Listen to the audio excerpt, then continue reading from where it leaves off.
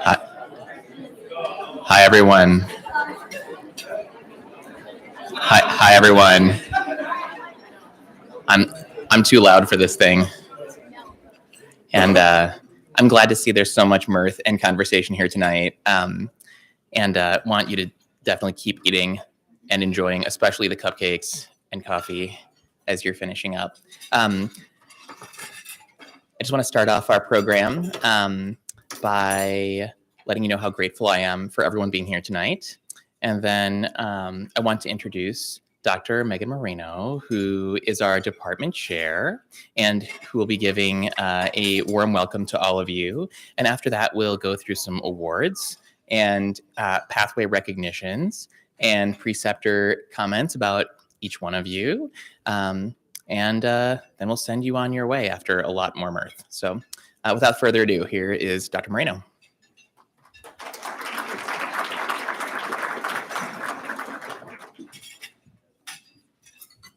Good evening, everyone. It's such an honor to be here and be able to extend a warm welcome on behalf of the Department of Pediatrics tonight. And I'd like to start with some thank yous. So I'd like to start with thanking our residency education staff who are here tonight. And we also have some other department staff here who are here supporting the residency and supporting this event tonight. Our IT staff in the back and Maggie from our communications team. Thank you all for being here and making this event a success. I'd also like to thank our awesome residency education faculty team, our program director, Dr. Sklansky, our associate program directors, continuity clinic director. This program wouldn't be what it is without your leadership and your creativity and innovation. I'd also like to thank Dr. Ellen Wald, who up until January of this year was our department chair. So for many of you graduating tonight, she was your chair. And thank you so much, Ellen, for being here tonight with us. I also want to thank all of the family that's here on behalf of our residents, all of the loved ones and supporters. And it's so amazing to see all the little people running around here tonight. It makes it so much more fun for all of us as pediatricians. Thank you all so much for being here. And thank you to all of the faculty tonight, all of the mentors, all of the preceptors, and all of the work that you do to help guide and support our residents as they go through their journey. And thank you to our residents. Thank you for choosing our program, for being here, for learning from us, and all that you have taught us in your journey. I think that graduations are a time to reflect on the past, the present, and the future. As many of you look to the past and your experience the past 3 years, it may feel really natural to say, no other residency class has been through what we have been through in the last 3 years. And I was reflecting that I was in this room 20 years ago. I was a graduate of the class of 2003. And during my residency, the duty hour regulations changed halfway through my residency. So I had a year and a half of no regulation and a year and a half of the very strict regulations. And our class said, no one will ever have had to go through what we've been through. And that's true, and your experience is true also. And I think what you can take from it is the resilience and the skills and the communication and the relationships that you built, because there will be another thing that you'll go through, and your experience here will have well prepared you for it. When you think about the present, I know that events like tonight and the whole lead up to graduation can feel like a whirlwind. And so in the present, I hope you take time to yourself to reflect on your accomplishments, to reflect on all that you have accomplished and learned. And then soon you'll start to look to the future and all that you can do with what you've learned. You are the next folks up to be advocating for our patients, caring for our patients, and being the next real hope that we have for where pediatrics is going. And for all of us, it's been an honor to be part of your journey. So thank you all, and I will turn it over to our next speaker.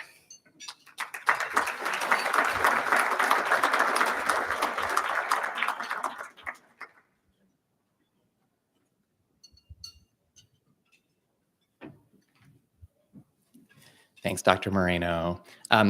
I'd like to introduce our next speaker, who is Dr. Nikki St. Clair, the winner of last year's Farnes Outstanding Clinical Teaching Awardee.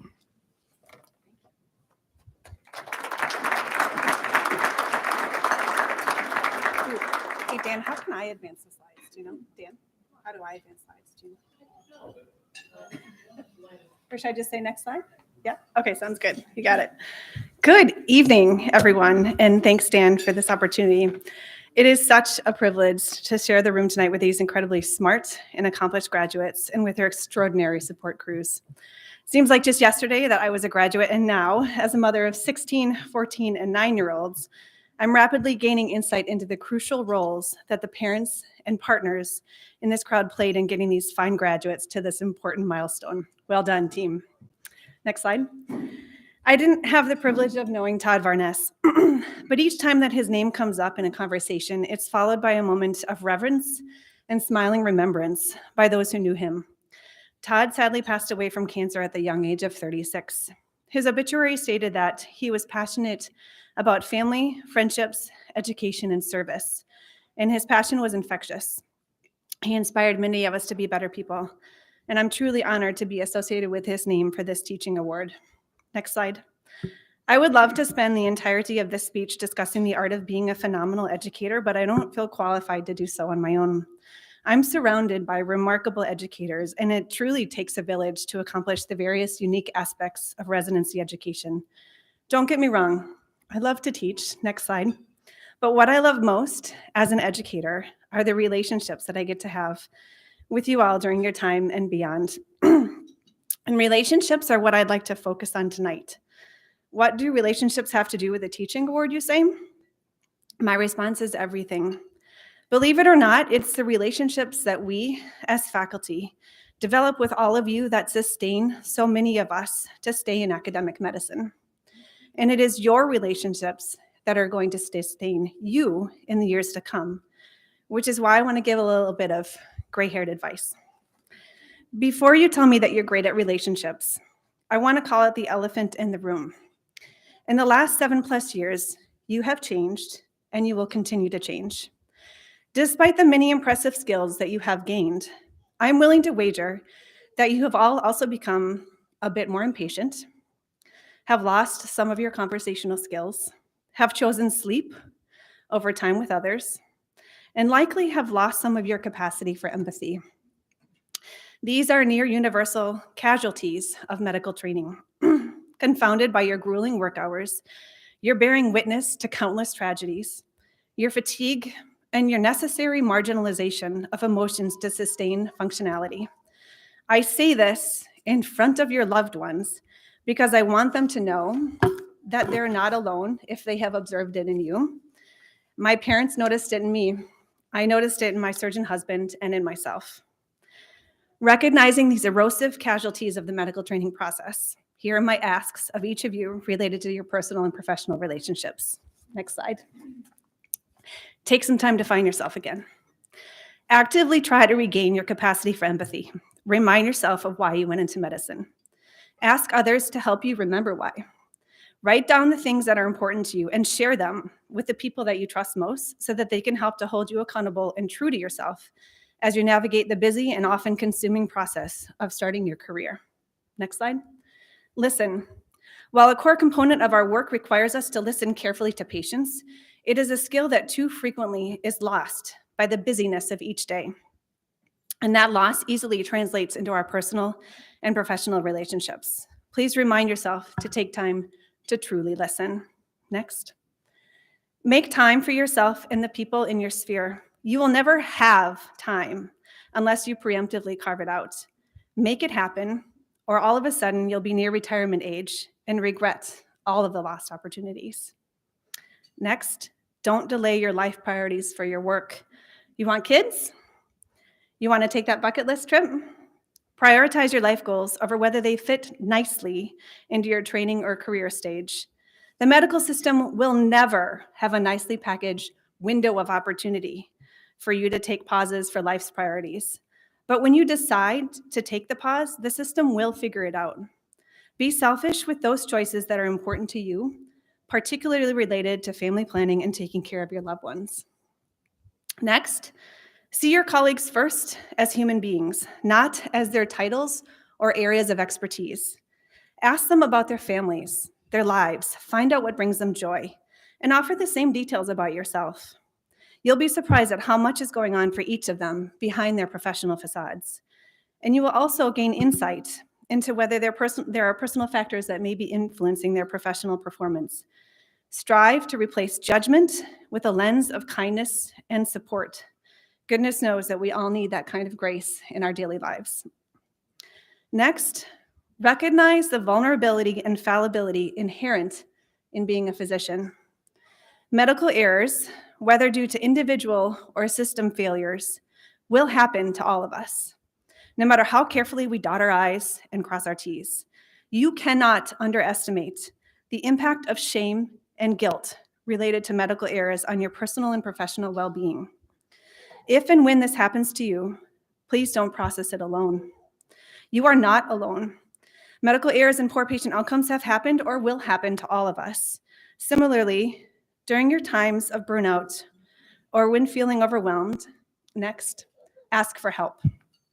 Find the people that you trust, including mentors from our program, to talk things through and identify what you need. The detrimental effects of navigating these treacherous waters of medical mistakes and burnout by yourself can be profound and devastating. Next, finally, as hokey as this sounds, remember that you are important. As you enter the medical systems that await you, I have no doubt there will be times when you feel like only a cog in the wheel of impersonal, unfeeling systems. The endless piles of paper and electronic work, all largely removed from direct patient care, will feel at times ridiculous and inhumane. Don't take it personally. Systems just still have a lot to learn. They're kind of like interns. Next, to the remarkable parents, partners, friends, and children in this room who have spent endless hours supporting these graduates, thank you. Both for the time, that's right, clap for them.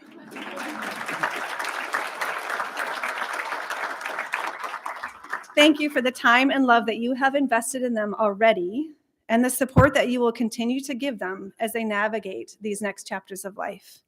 To Dr. Clancy, Wall, Moreno, the chiefs, and the residency education team, this program would be lost without each of your careful leadership, advocacy, and countless time spent with each of the residents. Next, to the graduates, congratulations. We are so proud of each of you. It is uncanny that the only photo that I could track down of all of you was from intern orientation when you all felt compelled to wear masks outside. You were truly the resonance of the pandemic, from start to finish, and I am in awe of your resilience, courage, and strength. Please remember to sustain your relationships with us.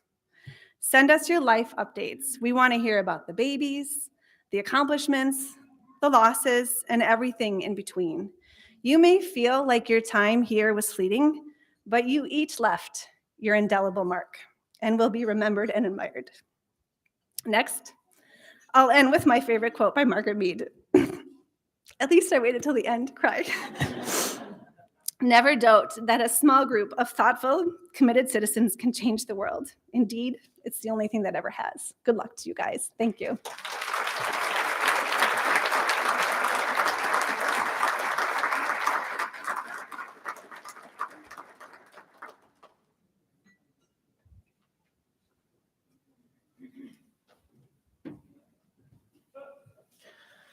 All right, well, it's hard to follow that. I'm going to start us off with some awards. The first one is for someone who is unfortunately not in attendance tonight, but very fortunately for her, on a European trip with her daughter. So I would like to just mention that Dr. Kathleen Maginot has won the Charles C. Lobeck Medical Education Award from medical students. So in case she watches this, let's give her a round of applause.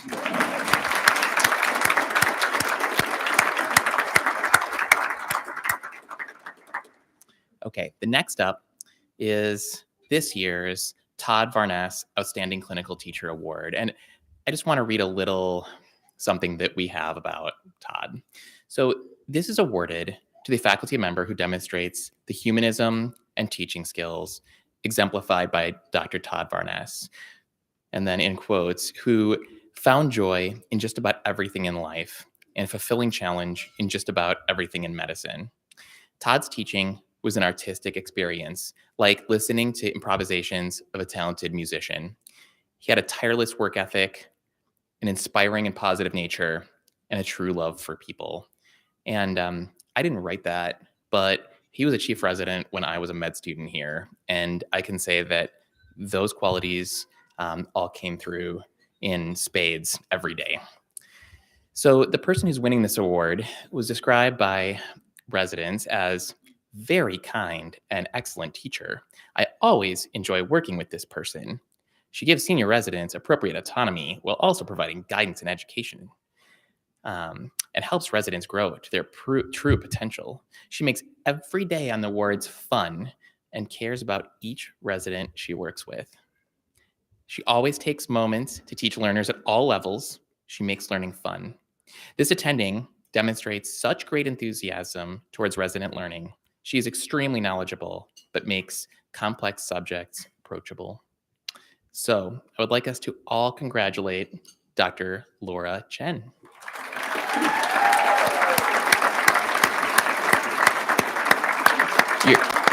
Laura, you have to come up here.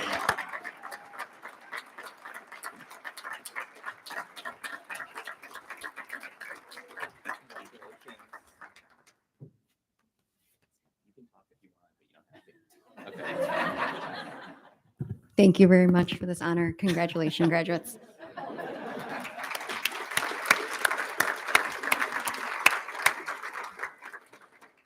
Okay, the next participant, another very willing public speaker, is the winner of the Ellen R. Wald Intellectual Curiosity in Medicine Award. The recipient of this award, named in honor of Dr. Ellen Wald, goes to a faculty member who most embodies the spirit of intellectual curiosity and love of lifelong learning in medicine. And much like our former department chair, who comes to morning conference daily and is present in all learning activities, including bringing a little notebook to write down every question, this person is passionate about learning every day. So a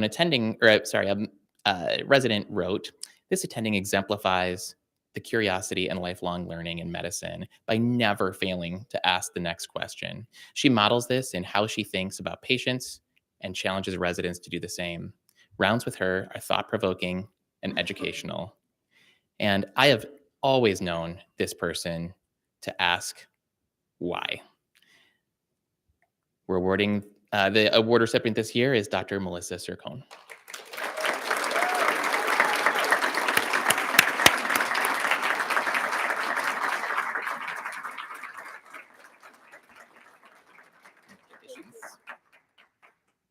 Thank you so much. It's truly been a privilege to work with all of you, and I can't wait to continue that. Thank you.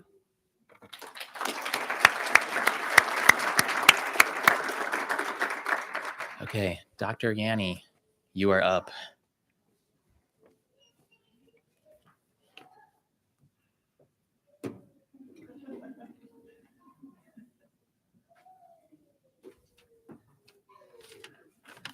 Okay. Hi, everyone. It's exciting to be up here. This is pretty cool. Okay. Well, I am honored to announce the Outstanding General Pediatrician Award. I and we all get to be able to learn from so many outstanding general pediatricians in our department. This person this year in particular is a Madison lifer. So it makes sense what an outstanding pediatrician for Madison that he continues to be. I will simply read a quote from his graduating continuity resident that exemplifies why he won this award and his dedication to our community. He has been an excellent representation of what GPAM physicians should strive for. He represents a primary physician in the truest sense. In the last 3 years, I've been routinely impressed with how well he knows his patients. On any given clinic day, when reviewing our patients for the day, he will tell me many facts about a family, which never ceases to impress me. This caring manner is very visible when he interacts with his patients and families who certainly see him as their doctor. I am very thankful to have gotten the opportunity to work with him. As a teacher, he has helped me become an even-keeled and considerate physician, thanks to his example. Other residents also spoke of his love of teaching, commenting that he always wants to teach residents and medical students, even if they are not specifically assigned to work with him. So we are very honored to announce that Dr. Troy Kleist has won the Outstanding General Pediatrician Award. But I guess he's not here.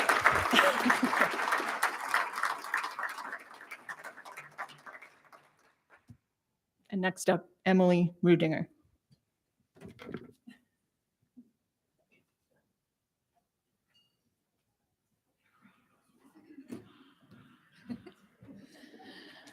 All right. I am presenting today the award for the Outstanding Achievement in Research during residency. And I must confess that my interactions with this particular resident have very rarely been around research, but I have had the pleasure of interacting with this resident around many other topics, including the challenges of raising children while pursuing an academic career. And it has really allowed me to recognize that this particular resident, I am quite confident, is going to be such an asset to the academic medical world. The specifics of her research are pretty far outside the kind of spheres that might overlap between what I do as a medical education person and an adolescent medicine. Tess, you are our awardee today, but your research has kind of spanned from the microbiome in CLABSI to your work on CD4 T cells, vaccine efficacy. I did see that shortly before entering residency, you had published your paper on vaginal slings. And I was like, oh, that's a little more in my wheelhouse. So your work has really spanned many topics. Tess did all of this wonderful research while providing excellent clinical care, being a highly valued teammate, and an incredibly knowledgeable physician, and raising 3 children who are here with us today. Tess is curious, tireless, thoughtful, and we are so lucky to have her been part of our program and joining the ranks here too. So congratulations, Tess. We look forward to many wonderful things from you in the future.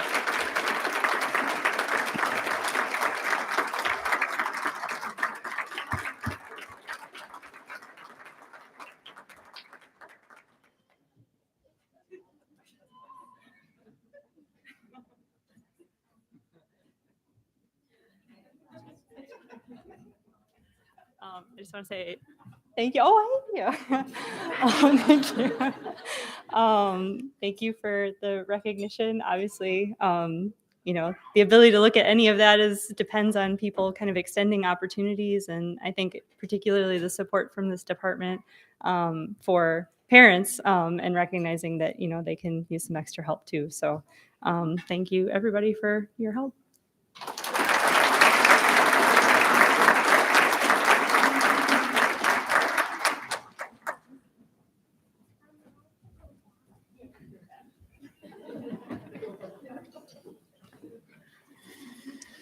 All right. Well, next up is the Clerkship Teaching Award. This award is given to the resident who best exemplifies clinical teaching and is awarded by medical students.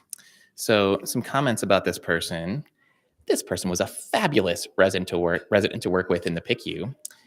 This was a new rotation for me, but they really took the time to listen to my goals as a medical student. They were both intentional about making time to explain topics to me and also very kind and thoughtful, both to patients and to everyone on the team.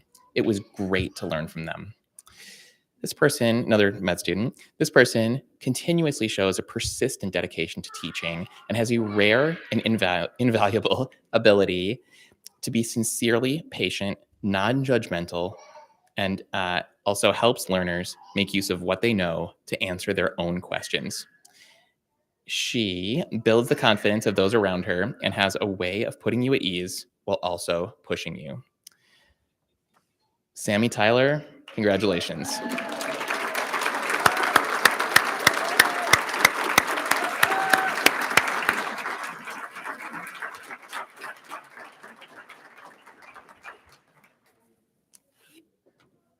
Thank you. Congratulations. The only thing that really comes to mind is thank you. But I guess also that my philosophy in teaching and really all of my interactions has been a quote that I heard at this moment. I cannot remember who said it, but he was a Holocaust survivor and I can't remember his name, but he said that his philosophy in life was to make sure that nobody felt humiliated in his presence. And I feel like medical education could really take that on and do a lot of good with it. So thanks for this.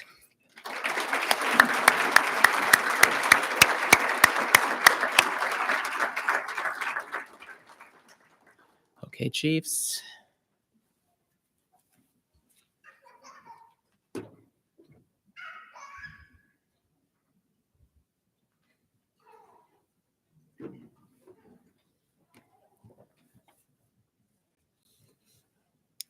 Hi, everyone. Hello. First, we will address our graduating residents. We remember when you first arrived in 2020. At that time, we were mostly excited to have you there because it meant we were no longer the new interns. But that time also marked the addition of a wonderful group of colleagues to our program. These 3 years have simultaneously flown by and seem to encapsulate an eternity with the ever-changing landscape of our hospital and country during a global pandemic. For each of us, residency was not only about developing our medical knowledge, but also about resiliency.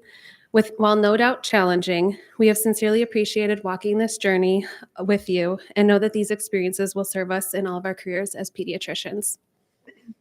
We don't want to take up too much time, but we do want to say a word of thanks to each of you. To Kelsey for your investment in resident development and education. To Aisha for your endless warmth and positivity. To Dave for your calm presence. To Sam for your many contributions in Morning Report. To Laura for your collaboration in improving our program. To Christiana for your resilience and perseverance. To Emily for making work fun. To Mariana for your positive energy. To Wale for your patient, effective leadership. To Brenna for your splashes of color that brighten everyone's day. To Hannah for making us laugh. To Tyler for your endless support of your colleagues. To Sammy for your dedication to teaching, which is very fitting. To Annie for always keeping it real. And to Tess for the depth of the thought that you dedicated to every single patient. We're so thankful to have had an extra year with each of you while serving as chiefs. One of the things that we cherished most in this role was the opportunity to hear and share positive feedback about residents and other learners. It brings us great joy to announce this year's Fellow and Resident Awards. First, we will be presenting this year's Outstanding Fellow Award. This year's award goes to a fellow who is respectful, inclusive of all members of the team, and is always willing to teach. He has been described by residents as an amazing human being and physician who is an absolute joy to work with. So for these reasons, this year's Outstanding Fellow Award goes to Zach Gray.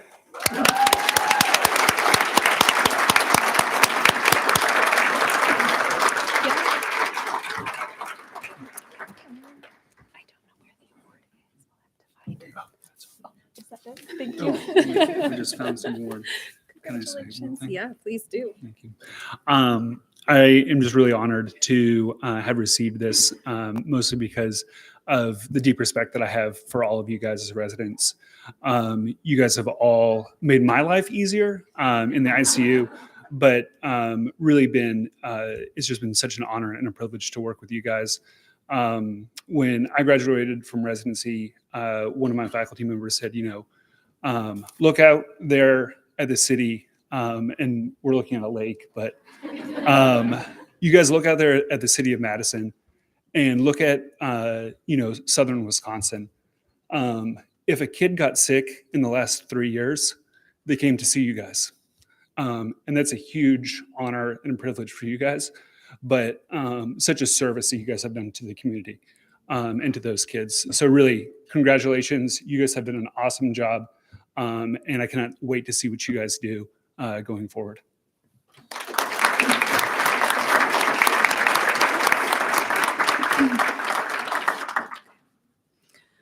Our next award is the Outstanding Intern Award. This year's award goes to an intern who is extremely bright, enthusiastic, and engaged. This resident goes above and beyond in her care of patients and is always willing to help her team. She has a thirst for knowledge that complements the positive energy that she brings to work.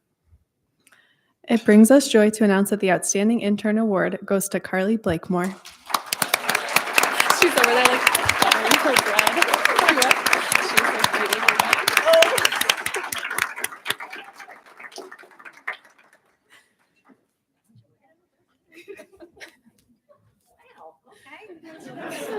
I was just here for the free dinner. Thank you very much. Thank you. Thank you.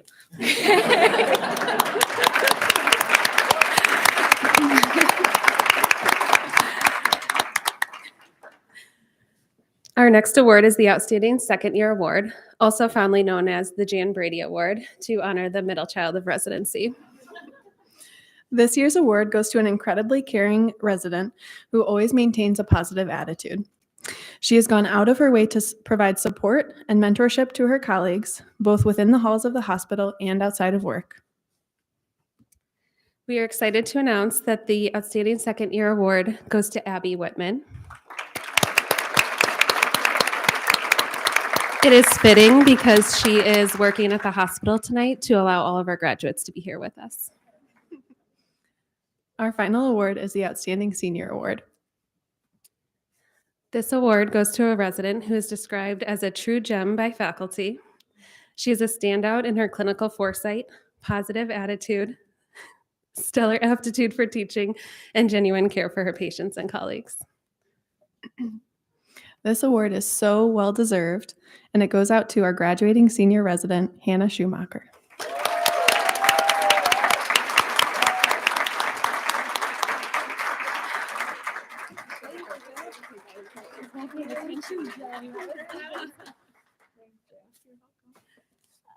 I did not see this coming. I have a speech that I wrote for later, so I'll save you all 2 speeches. But I just want to say thank you. I've truly enjoyed every day showing up to work. I think we have the best faculty, the best patients, the best nurses, and everything. And I think coming to work with all my co-residents and the attendings and everybody we get to meet has just been a joy every day. And I think everyone here finds joy in the hard days and the good days. And I'm really gonna miss that part of work. And I'm excited to see where I'll go next, but I was really blessed to spend the last 3 years with everybody in this room and everybody who couldn't be here. So thank you.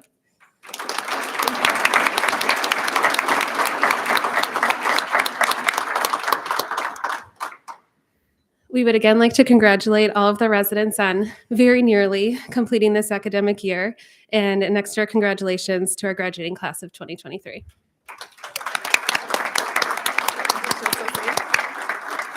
We can't wait to see the amazing things you'll accomplish next. And with that, Dr. Riedinger Dr. St. Clair, actually, I believe, will be joining us back on stage after she passes off the baby.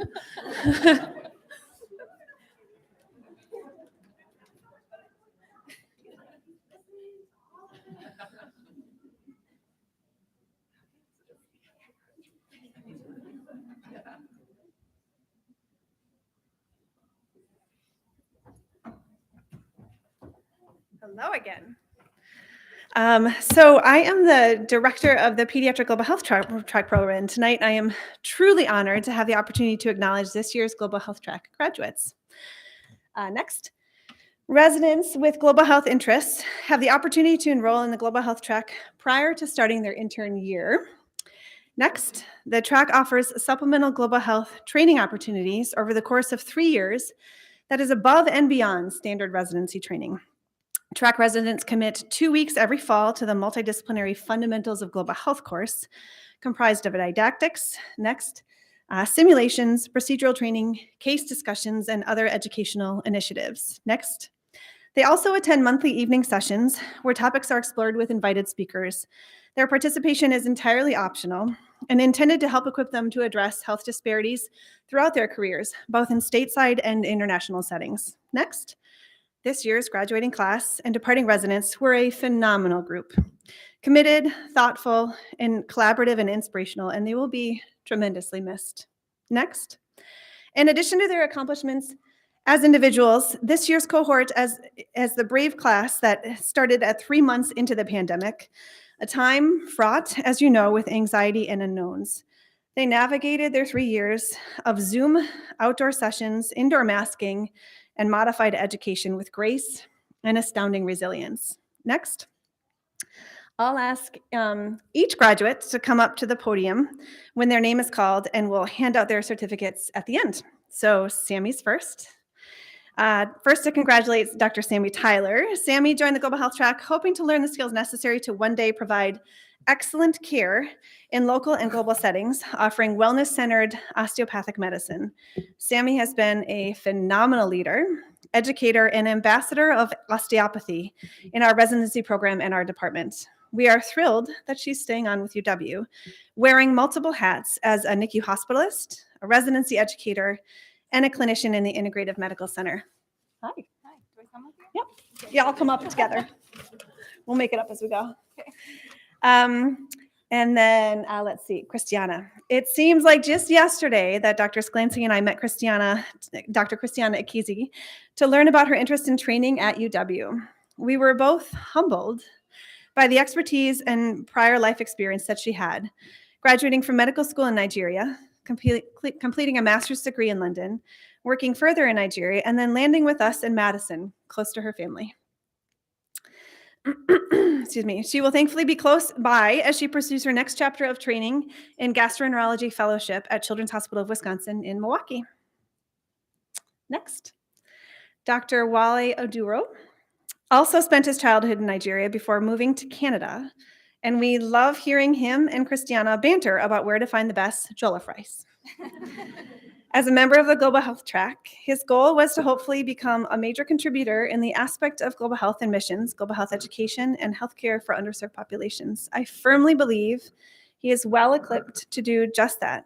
We'll miss him fiercely as he heads to the University of Alabama, also for a gastroenterology fellowship. And then last but not least, Dr. Emily Lai. Emily is currently fully immersed in a global health training experience in Mbala, Uganda.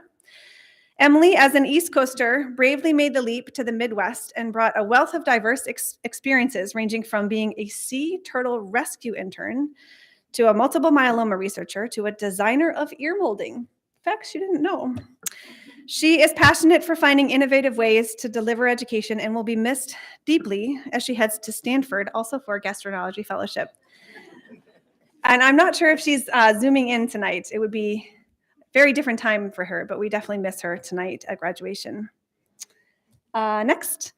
So our Division of Global Pediatrics and the Global Health Track members would like to extend a special thanks to Drs. Moreno, Wald, Sklansky, and the chief residents for their unwavering support of the Global Health Track. It is not an easy feat to excuse large cohorts of residents for 2 weeks every fall during the Fundamentals of Global Health course. And thanks also to the colleagues who covered for them, and 4 weeks for senior global health electives. But they and the stellar chief residents make it possible every year. Our program could not thrive without them. Thank you.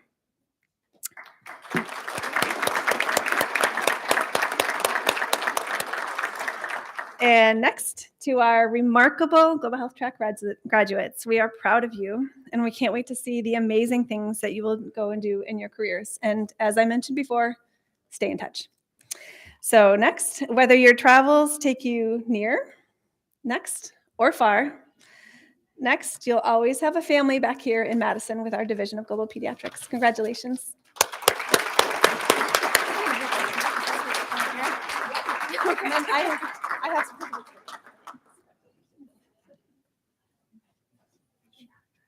Let's find your certificates here. Okay, you guys, I don't know who comes next. Coming down here, I'll give you.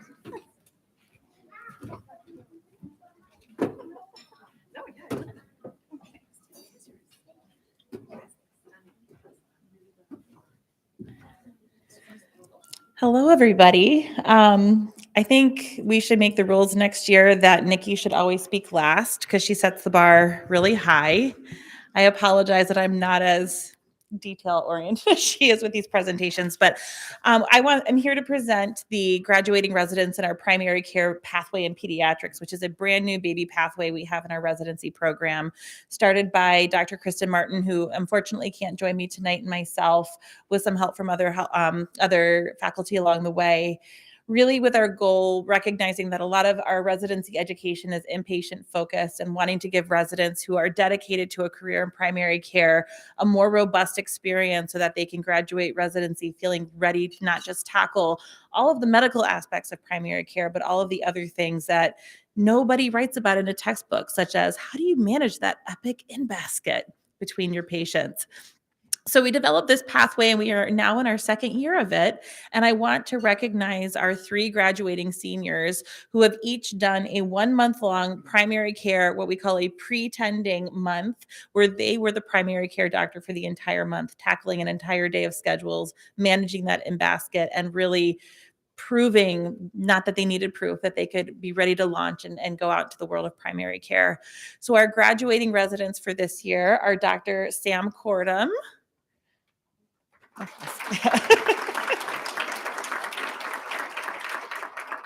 We have Dr. Laura Dos Reis, who is, where's Laura? Oh, there she is. Perfect. Yes. Come on up. And then we have Dr. Brenna Redeman.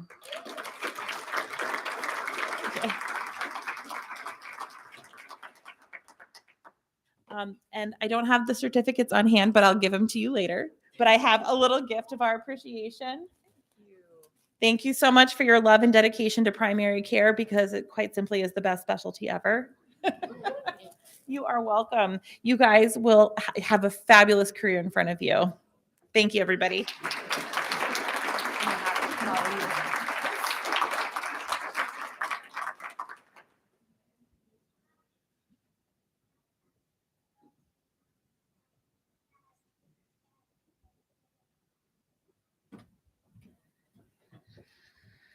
So our next pathway certificate to give out tonight is for Tyler Sternhagen. Tyler is the first resident who made it through all 3 years of our new published pathway. The published pathway is a relatively new pathway designed to give residents exposure to the fundamentals of scholarly work. We meet monthly, and they have an annual retreat as well as requirements for dissemination. It was a joy to mentor Tyler as he found his niche in medical education. Starting in intern year, Tyler noticed a gap in mental health and suicide assessment that our residents were receiving, which, as we all know, became an increasingly important skill during the pandemic. Tyler, although being an intern, did not complain about this gap. He took it upon himself to fill the gap.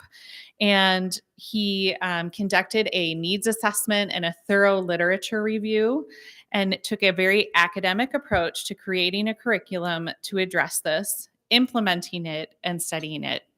Unfortunately, Tyler himself developed COVID and so was not able to come to the educational session the day that we were delivering it with the standardized patients, but somehow figured out how to run the whole day remotely when we were all together in person, which I think really speaks to his adaptability, flexibility, and commitment to the work that he does. Beyond the great reviews for his work and the positive results he found when he studied the curriculum, I saw firsthand the increased comfort that residents had with these conversations during my work with them in the adolescent clinic, and that has continued through to this day. Tyler was an engaged and engaging presence at our published events, and I look forward to your continued contributions to medical education. Congrats, Tyler.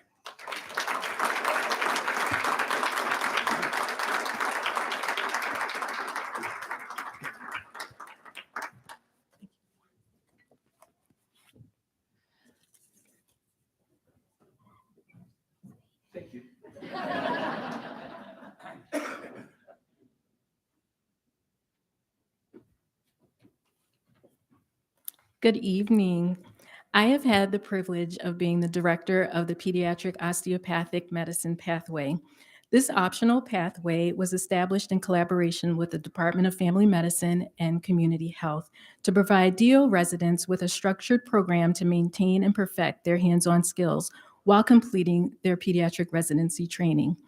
This year, we have one DO resident who not only participated in pathway activities, but has been an exceptional leader, often providing ideas for further development of the pathway and selflessly volunteering to teach educational sessions for all residents.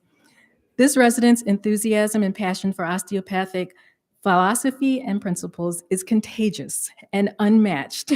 I think all of us would agree.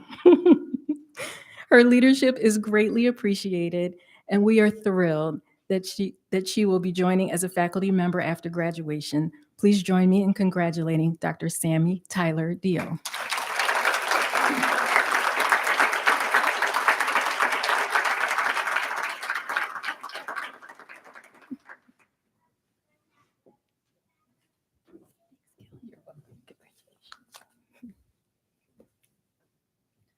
I'm glad I didn't go for a run this morning. It's been a lot of stairs. Did you want me to stay and do the? So I made us a montage, I guess is the word, of some memories from the last 3 years. And I will just let the slides speak for themselves. And Brittany, do you want me to control it, or how do you want to do it? Sure, why not? Enjoy.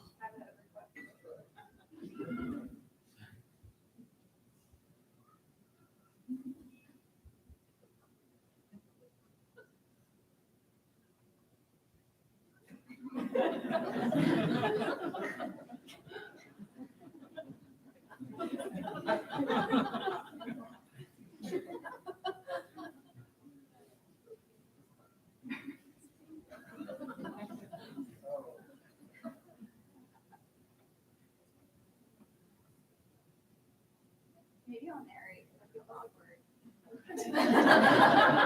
Sammy, do you want me to narrate it first? Yeah, go ahead. I might not know some of them, but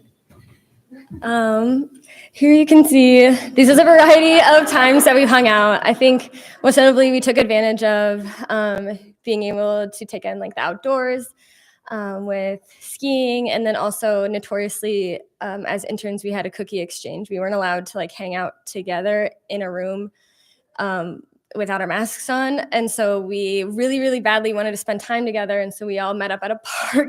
This is sad looking back at it. We met up at a park and kept our masks on in December just to exchange cookies, and we just dumped them out on a public park picnic table and then like scurried them all into new bags and took a picture and left. But all individually wrapped, of course. But that was our like first thing we did together since we couldn't have a holiday party or hang out. Otherwise, we took advantage of a lot of annual pumpkin carving events, as you can see there. And also, I think, is that a pottery picture at the bottom? And like going out and painting in the community and, you know, masking that's what it took to go outside and spend time with each other. These are some of our pictures of us at work, just in our different team rooms, just spending time. I think a lot of us made a lot of friendship in the first year, especially at work, since that's when we got to see each other the most. And so these pictures are kind of the toughest times, but the times that we really got to know each other the best and made the most memories. Here's us practicing some clinical skills. Dave's first circumcision, a big step. Sammy sewing up a patient's stuffed animal to repair it for them, yeah. I believe that picture over there is me and Sammy staying late. That's not that late. I'm sure we were there a lot later, but and that's Tyler on a helicopter flight for a rotation he arranged.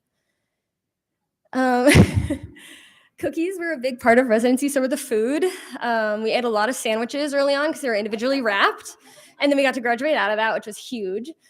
Otherwise, we have a lot of our dress-up days for holidays, including like our coordinated PICU outfits, wearing tutus for some of our HEMONC patients, and our Halloween costume contests and holiday contests were always part of our favorites. Dave's notorious for two things: sleeping and his calves. So there is him sleeping.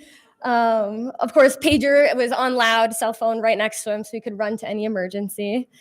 I believe that's Kelsey, I think. Not sure what's going on. And Brenna's always notorious for being comfy no matter what. So getting the mattress out of the bedroom, putting it in the main room and settling in for the night. And Wale, also a notorious napper. Again, these are just all lounge pictures of times that we've had. Annie and Tyler probably being stressed about something. Us when we got our amazing Christmas gift last year, which was like our car/picnic blankets that were mistakenly thought to be snow pants by Tyler. And also a lot of knitting as a hobby that quite a few residents took up during residency. There's the Cavs. This is maybe the Dave fan page. Dave likes to be kind of like quiet, I feel like, around everybody else, and then around us, he's very enthusiastic about his socks. If he is at all hot, his pants clearly get rolled up very quickly to show off his calves. He's just kind of our spirit animal a little bit. And then Alessia's just some of us spending time together. We got to celebrate a lot of engagements and bachelorette parties and just times at each other's house, cooking for each other, going to football games.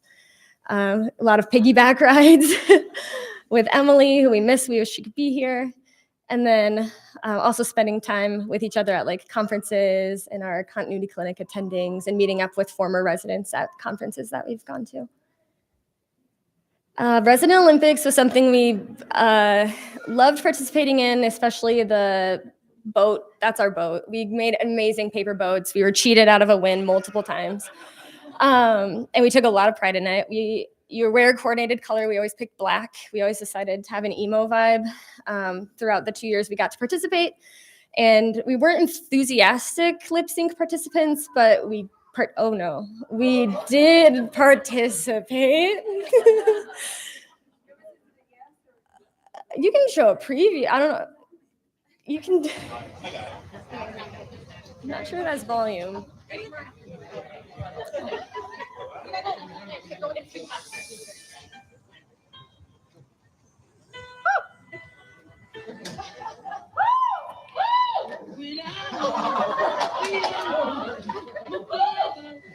Took me into the city to see a marching band.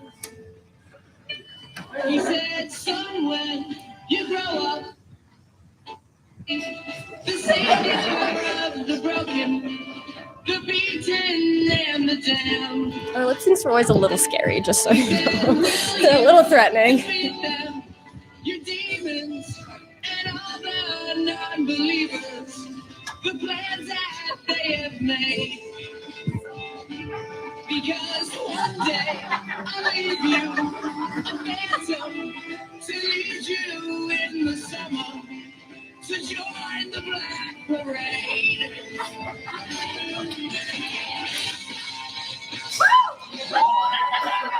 And always feature our favorite dance move, headbanging, which is the majority of our dancing.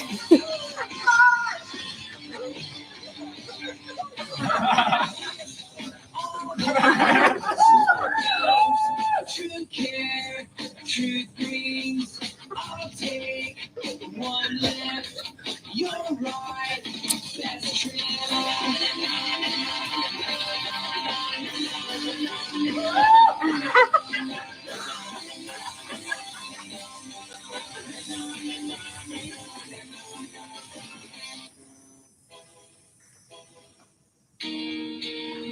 Look at this photograph. And somebody makes me laugh. Always get somebody. And what the hell is up?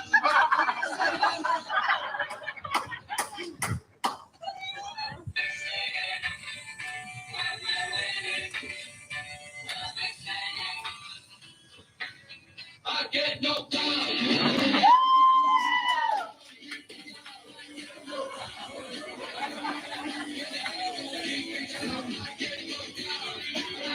Yeah, woo!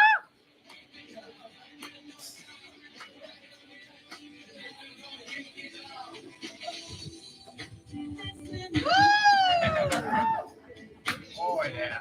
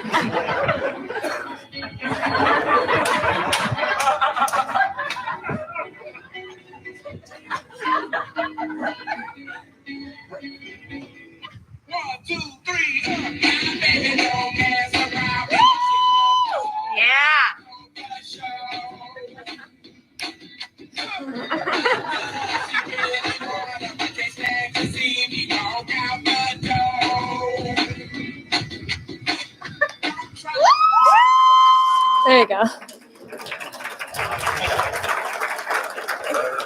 Here's some more pictures of us participating in the group activities in our all black.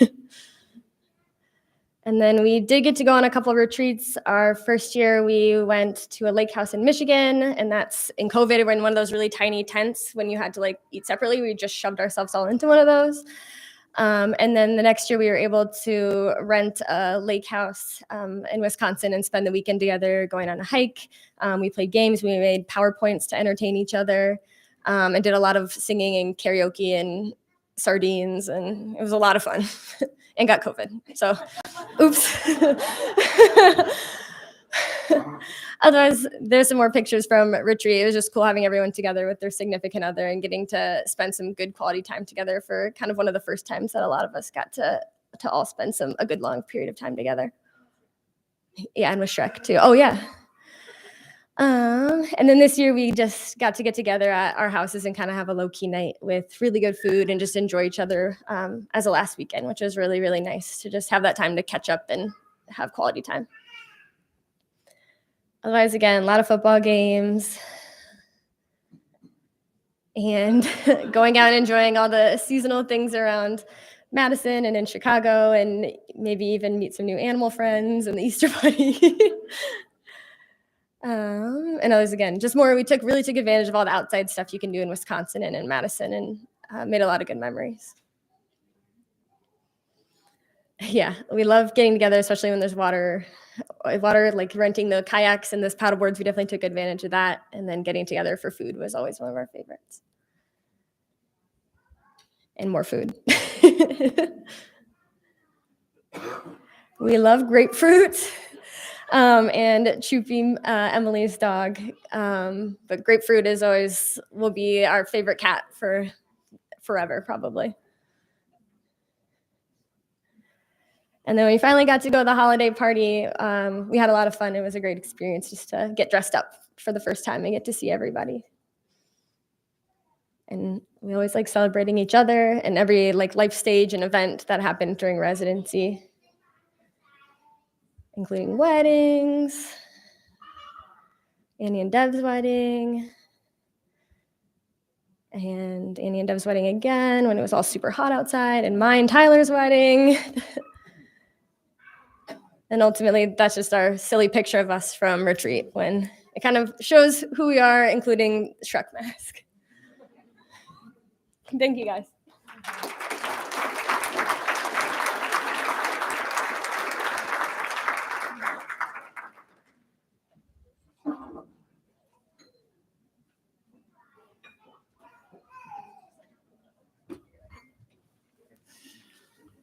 All right. Well, it's time to embark on our time-honored tradition of hearing about each graduate a little bit from their primary care mentor and preceptor from over the last 3 years. So I'd like to invite the associate program directors up to give them a very warm welcome as they come up. And I think we may have lost an APD or two over time to other obligations.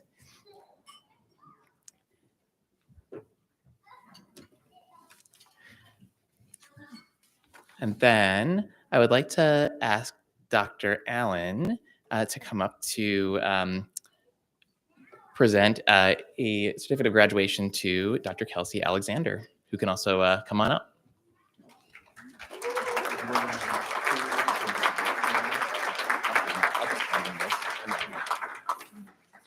I knew we'd get to go first because both our last names start with A. So I just have a few things to say, Kelsey.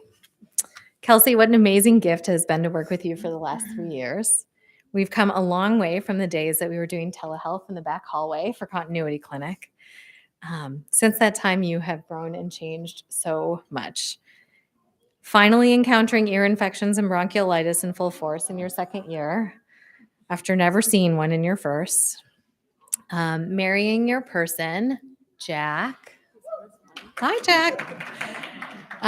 Discovering your path in pediatrics and making great friends and having great adventures to places like Mexico and Montana, where you were disappointed at your lack of bear encounters, but I understand Jack was not as disappointed.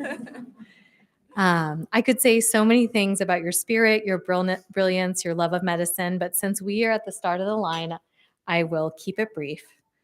Like we do at the end of every clinic session, I thought I would leave you with some good things. So at the end of all our continuity clinics, we all go around and say good things. So my first good thing is that Seattle is amazing. What an awesome place to explore your next step. They are so lucky to have you. Plus, relatively easy access to bear country. Sorry, Jack. The second good thing is that kidneys are amazing. It has been really beautiful to watch you fall in love with nephrology and switch into that gear with delight at any chief complaint that has to do with pee. I'm so excited to see where you go in your career. And the third good thing, of course, is you. You are amazing. Your love of medicine and connection with patients shines. You have such a great ability to connect with kids, even the disgruntled adolescents in my clinic. Keep that strong heart beating in all that you do. And there are so many more good things to come. Congratulations. Thank you.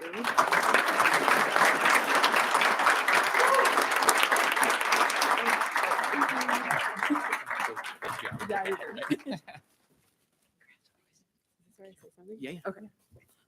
I also just like wrote a little something down because I hate public speaking. And it's actually funny that that's what Britt said, because I was going to start out by saying, for those of you who don't know or haven't worked with Britt in clinic, at the end of each clinic session, we end with one good thing. So similar theme here, but I just wanted to say that my good thing over the past 3 years has been having the opportunity to work with you in clinic. You've been such a great mentor, both with life and then also helping me find what my passion was, even though we knew pretty early on it wasn't going to be primary care. So I really appreciate everything that you've done for me. I also have a couple of other brief thank yous. I promise they'll be brief. I'd like to thank the Division of Nephrology. You guys have been so amazing at helping me find where I belonged and helping me matched at Seattle. I really couldn't say a thank you to every single one of my classmates, but truly you have made the last you've made the last 3 years so wonderful. I can't imagine doing this with a different group of people. I'd like to thank my parents for supporting me throughout my whole education. I definitely wouldn't be standing here without your support. And finally, and most importantly, to my husband, Jack, you really went above and beyond what is expected of a spouse, especially as residency is really, really hard. And you've also sat through every boring conversation about pediatric medicine among our group of friends. And this achievement, of course, is just as much yours as it is mine. So thank you.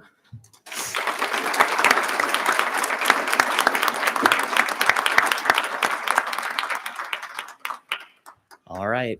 Next up, I'd love to invite Dr. Sleeth and Dr. Aisha Ansar.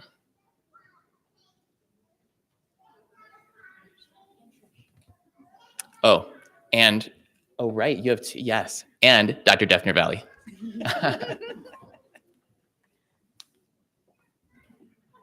Thank you. Aisha gets 2 for the price of 1 because she's just that wonderful. But Trish will lead us off.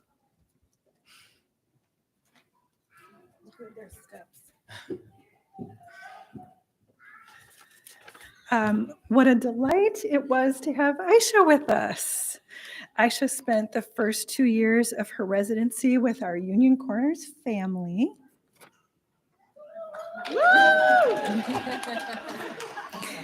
She was a delight to work with as a coworker and an engaged and curious learner. She has a very natural style of interaction that builds rapport with patients and their families. That is a gift.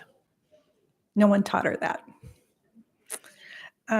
Congratulations and best wishes for a successful fellowship in St. Louis. And good luck on your move, Aisha and Anik. And I understand Anik is the muscle behind that project. All right. Well, I had the pleasure of working with Aisha both as a co-resident. It seems like about 2 seconds ago that I was on the other side of this, and as her preceptor for the past 3 years. So I've had the joy to just see her grow from an unsure and sometimes overwhelmed intern, which happens to the best of us, to a incredibly calm, competent, and extremely efficient pediatrician. It's been so fun to see her build that rapport with kids and with families. I've had her see my patients in other settings, and they've always remarked on how kind and professional and just welcoming that you are in all settings that they see you in. And I have quite a few patients who refer to you as their doctor. So that's quite the honor. Her already broad knowledge base and constant desire to learn more about new diseases or management will serve her so well as an endocrinologist. We're so excited for her to do amazing at her new job, but we will miss her so much at 20 South Park. So St. Louis is lucky to have you.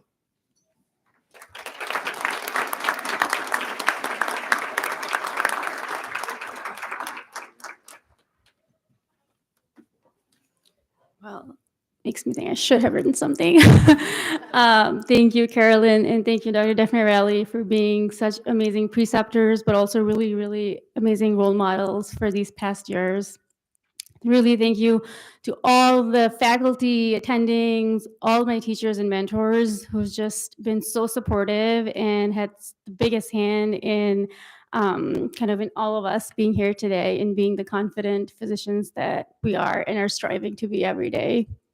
To my family who's not here today, but really it's their love and support which keeps me going, especially my parents and my friends and colleagues and co-residents. It was just such a pleasure working with all of you. And lastly, Anik, thank you for being there in the good days and the bad days and doing everything that you can to make the good days better. You've just been my strength all these years, and thank you. Thank you, everyone.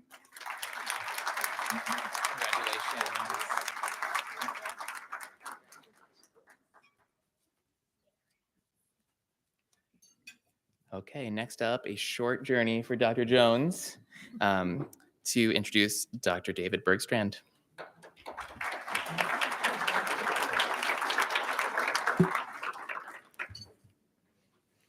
Hello again, everybody. All right. I've always had a really hard time writing speeches like this, and my theory as to why is because, quite frankly, I don't really like saying goodbye to such a awesome, spectacular resident. So when you don't want to do something, it's really easy to put it off and not do it, to the point where you're having nightmares about writing this speech and drawing parallels to Greek mythology, and you're not getting that speech tonight, I promise. Dave, you are truly a pleasure to work with, and I feel very lucky to have had the privilege of being your preceptor. From the first day, it was quite obvious to me how natural and at ease you are with families. Even as a more junior resident, you sat down, faced the family and not the computer, and settled in to have a conversation. And at that time, I was expecting a resident who was still trying to get the history and fumble through, solidifying their diagnosis and coming up with a plan. And instead, you just calmly sat with the families like you had been caring for them for years, and you had the empathy of a much more experienced physician. I would like to tell one quick anecdote out of many that I could possibly tell of a family that Dave cared for. Dave saw a young autistic patient of mine who struggled immensely with constipation, which I kind of joke is 99% of her job. But really, this situation is not unique in and of itself. But the special thing about this family is that both of the parents also had their own cognitive limitations. So Dave had to very quickly learn how to adapt his style of getting a history and doing the exam, presenting a plan, and really developed a relationship with this family and saw them weekly for multiple weeks in a row. He was recognized as that child's doctor. This embodies the true spirit of Continuity Clinic. It really does. And I was very proud of you and very proud of you. As residents are all aware, your favorite part of the year, we ask patients to complete anonymous patient feedback forms so that we can have another way of assessing how the residents are doing and giving them that feedback. And as Dave was seeing this family, it happened to be during one of those times of year we were collecting these feedback forms. And every time the father of this family came, He said, "Can I fill out another one of those forms for Dr. Bergstrand?" He's awesome. Dave, you have a very bright future ahead of you. I have no doubt you will thrive in cardiology and beyond. However, if you ever feel too limited by one organ system and want to return to the ranks of general pediatrician, you would make a fabulous, fabulous primary care doctor. I wish you the best.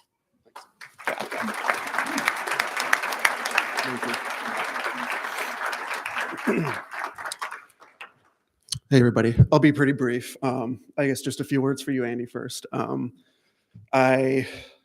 like almost crying here. It's kind of crazy. Andy, I really think that you are the best general pediatrician any patient could ask for, and the best preceptor resident could ask for. So thank you for the last almost 2 years together. And then in addition, I guess I'd just like to say I am just like super duper grateful that I ended up here. What attracted me to this program initially was, during my interview day was the people I met and what I felt like the culture of the program was.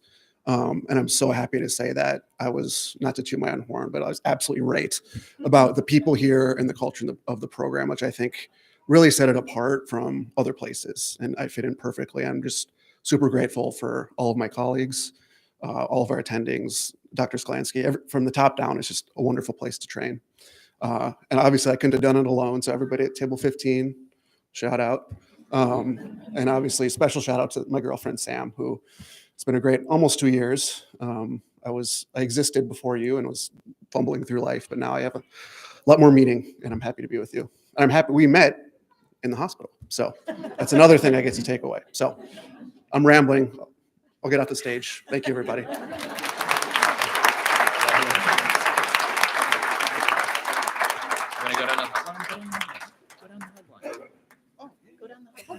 Go down the hug line. Gotta go down the hug line.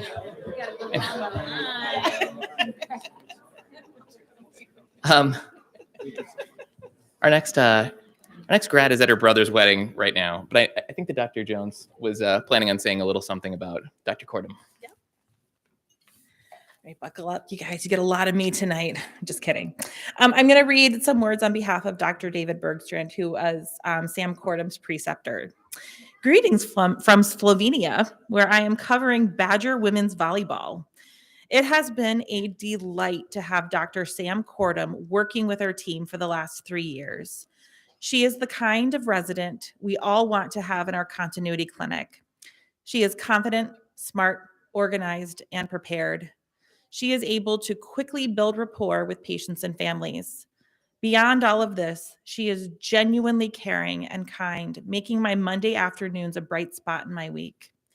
I am so happy that she has landed a job as a newborn hospitalist at Unity Point Health. Best wishes to Dr. Cordum, and thank you for being you. From David.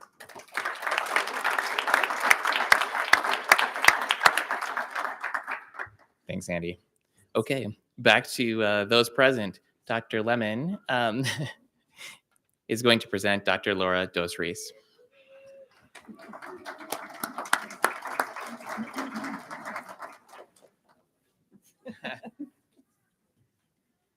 Hello. So the last time I was here, I was actually sitting at that same table Laura's at my own residency graduation, and I didn't think that I would be back here again, but I'm thankful that I am. And I am extra thankful that I had the chance to spend the last 3 years of continuity clinic, my first continuity clinic resident, with Dr. Dos Reis. She is amazing. She's wonderful. Makes me look forward to Tuesday afternoons. I was not sure what to say. And like Andy, I was having some nightmares. I also don't like speaking in front of people. So that's fun. I wasn't sure what to say, but it actually came to me quite literally today. And over the past few months, Laura is a solid, steady, unflappable pediatrician. She really, as one of my colleagues put it, knocked it out of the park. She did a great job. And as a patient family said just today, again, it literally came to me today. Just to read to you, sorry, I have to flip this.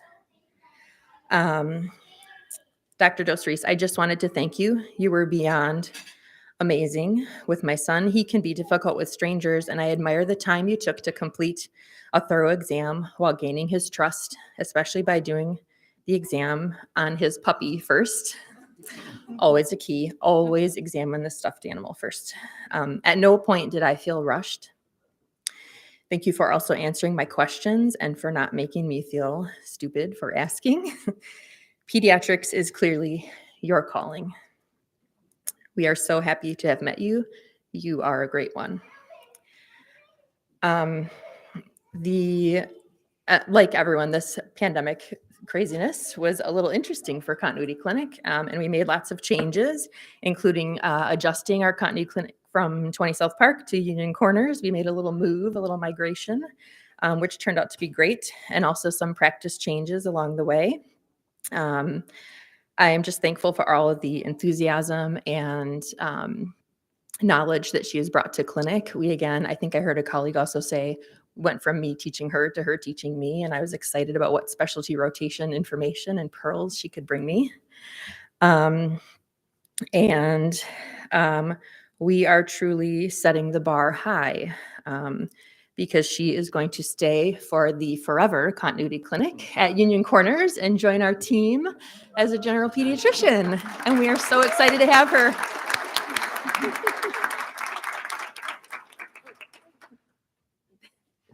Dr. Lemon.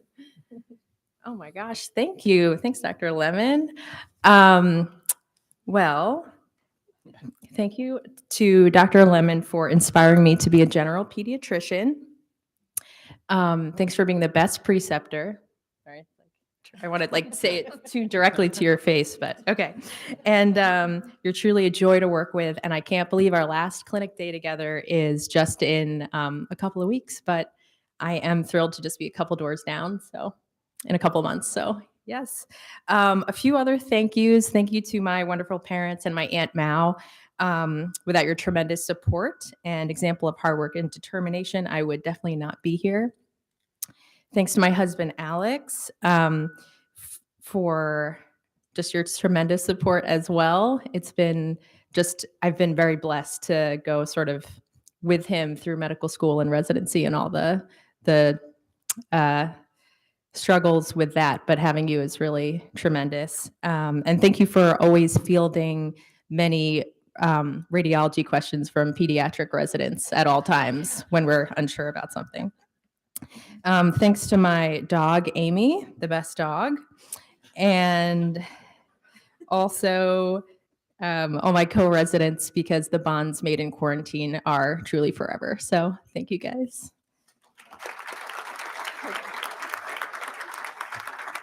Congratulations.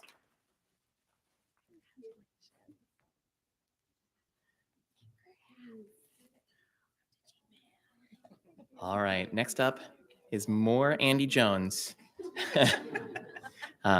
for Dr. Christiana Akizi.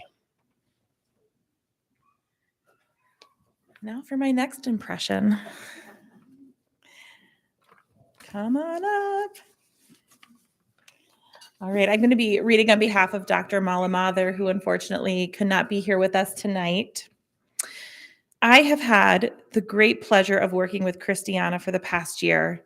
When Dr. Katie Kelly retired, I was fortunate to be able to welcome Christiana into my continuity clinic at 20 South Park Clinic. I have watched Christiana grow from being a competent resident to a confident pediatrician who is ready to care for children in her own practice. I have admired how Christiana connects with the children and families and has an easy laugh and great sense of humor, which puts everybody at ease.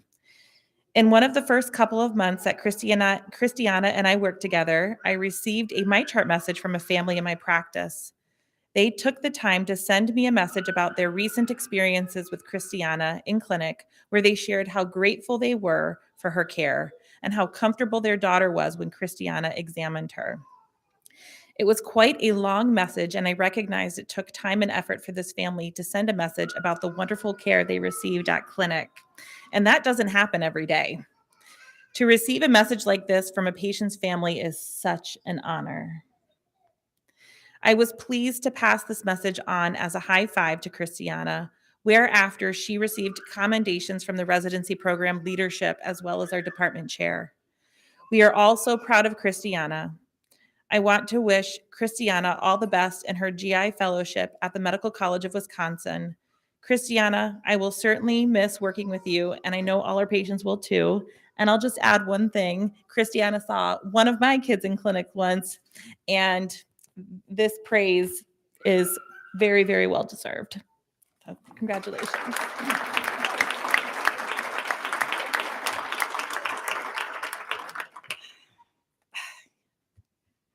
Thank you to everyone that has contributed to my being here today. I also want to thank God for holding my hands and helping me through the days from Nigeria to the UK to this point. It just feels like yesterday when I got the sign out from Alicia and I was like, okay, really, I'm a resident now and I have patients that I need to take care of. It was just like yesterday, and today I'm standing here and saying goodbye to my friends. I want to thank my parents. They've been a rock to me, and you always hear me talking about how they call me like, do you have food? You know, which is really important to every resident, you know, and my dad is always calling to know how I'm doing. And I really appreciate that you've been there for me all these years. And to my brother and my siblings in Nigeria and my brother in New York, thank you so much for just believing in me. And each time I say I want to do something, you're like, how high do you want to jump? And you're always there to support me. And my brother comes to take my car to help me do things. And it's been amazing. And thank you. And to my niece, nephew that want to follow in my footsteps to become a doctor, I don't know what I did, but it feels like I made a difference and they want to join this, you know, this group. And to my friends and colleagues and everyone here, thank you for accepting me. This little girl from Nigeria that most times didn't know how to pronounce words and had to talk with a mask over her mouth. And you all took me in and helped me, and all the struggles, you helped to make this day possible. Thank you.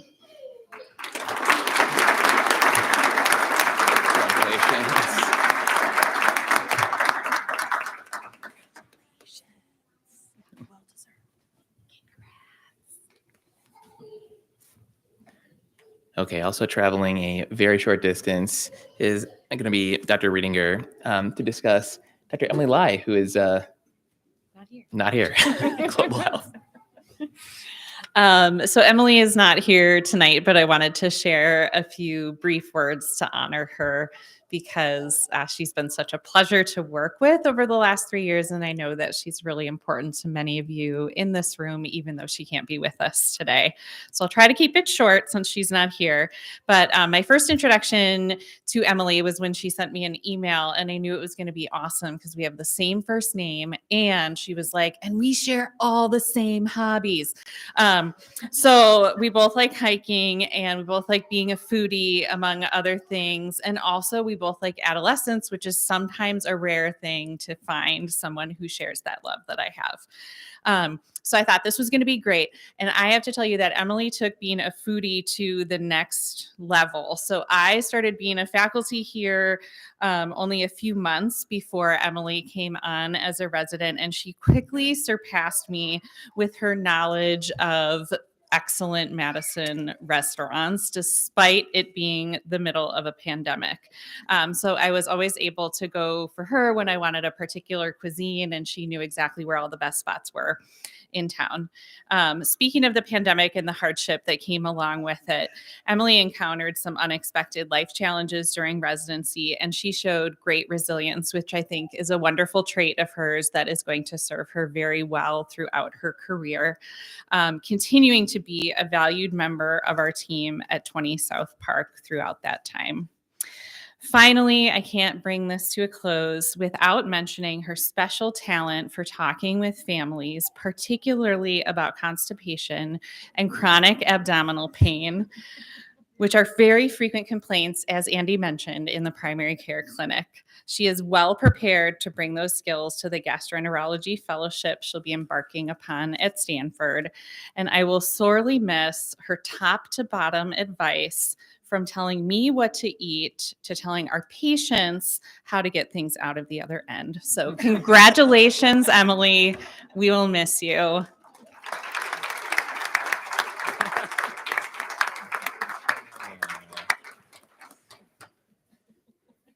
That was awesome. I'd like to welcome Dr. Doherty to come up to present Dr. Mariana Montero Jacques.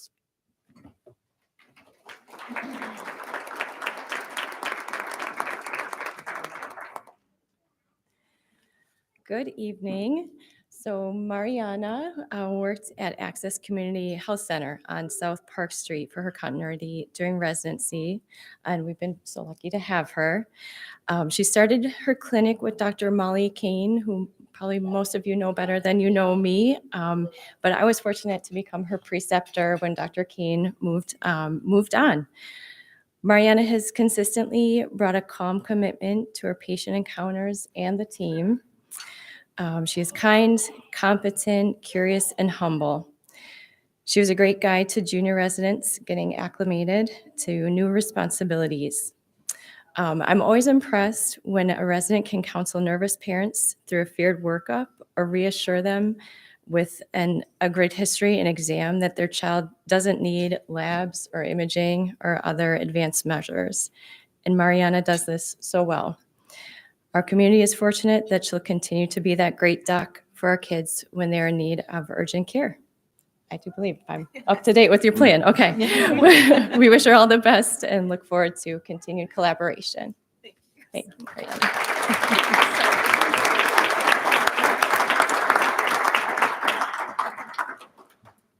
Thank you, Dr. Doherty, for welcoming me into your practice in my second year of residency. You've always been so kind and welcoming and supportive. I really appreciate you being here tonight.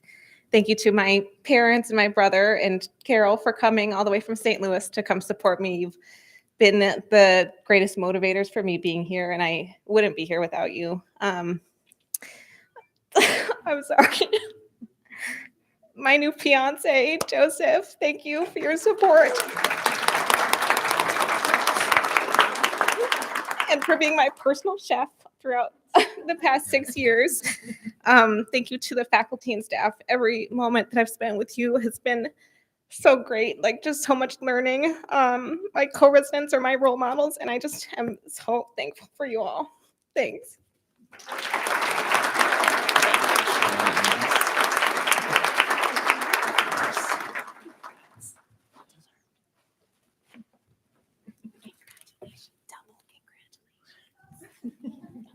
Okay. Dr. Jane, it is your turn to present Dr. Wale Oduru.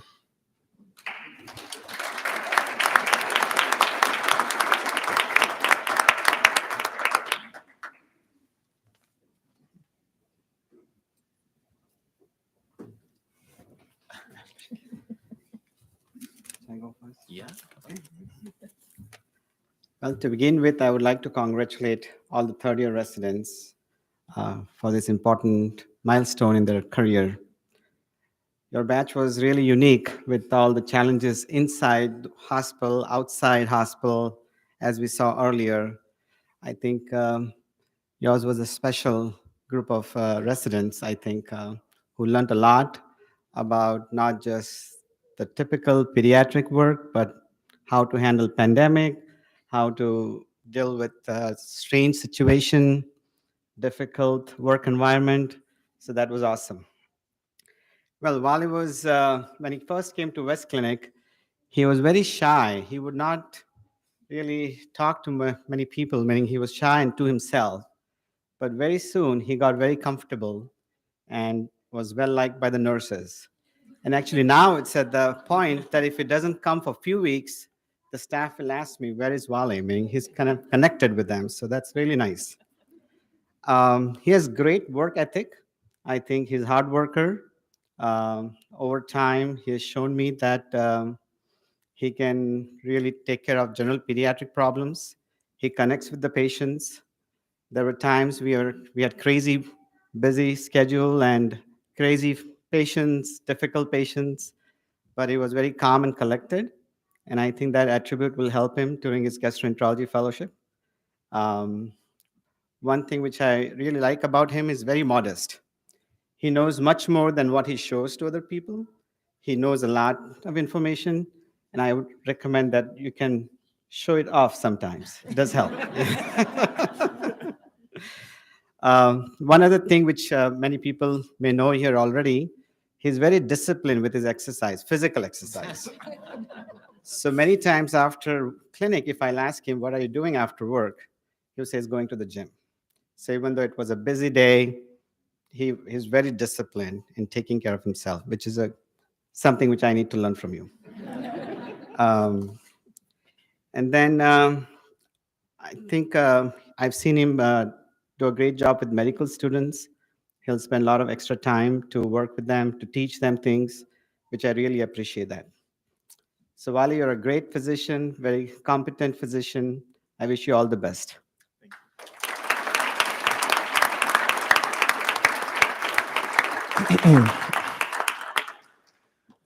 First of all, I just want to say I'm grateful to God for the journey so far. I guess starting from the program, I want to say thank you all for the leadership, the attending, the faculty, various mentors, also Dr. Jane, who has been wonderful, really patient with me as well, coming as a first year. I definitely remember getting the call from Dr. Skelansky, and I can actually remember where I was. I was back home in Winnipeg.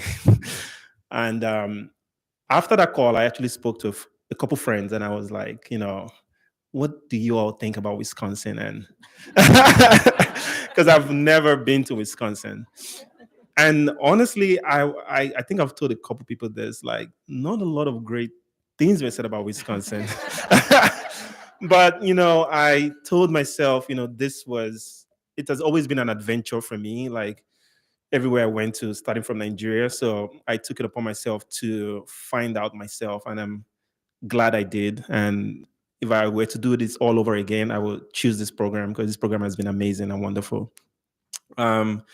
Secondly, I also want to thank my parents, as well as my aunt, my uncle, and family friends from back home in Winnipeg. I remember leaving Nigeria. This was in the church because it was the church. We go to church a lot. But I remember this was the pastor's wife, pulled me aside and said, as you embark on this journey, just remember you're an ambassador and always remember where you came from and your roots. And I felt like wherever I find myself or whatever situation, I use that as part of my strength, apart from my faith, and just remembering that I'm representing my family. I'm also representing like my siblings and also people back home and how I was brought up. And the same thing going into fellowship. I hope to take all this training from everyone I've worked with and use that to represent our program as well. There in Alabama, in Birmingham. I also want to thank Erin. We met we met here in Wisconsin. She's been an amazing friend, girlfriend to me through so many trying times and everything, but she's been really patient with me as well. Thank you.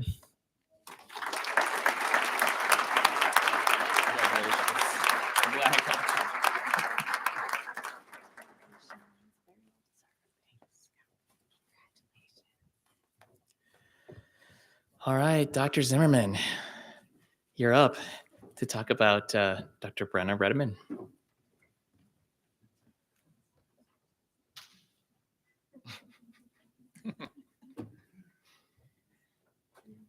Thanks for that very formal introduction.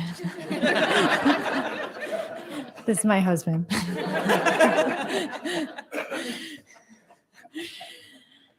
It's been my pleasure to work with Brenna these past 3 years in Continuity Clinic. I recently looked back at the first emails that we sent to each other in May of 2020.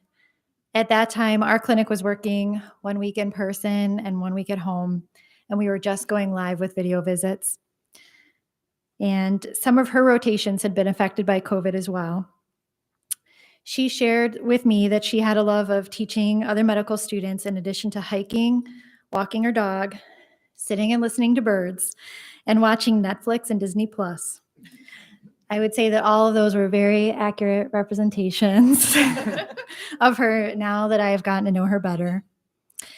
Brenna is a warm and bubbly person who derives true joy from interacting with children. And even though I'm the one with 2 young kids, I think that Brenna has a better handle on animated characters.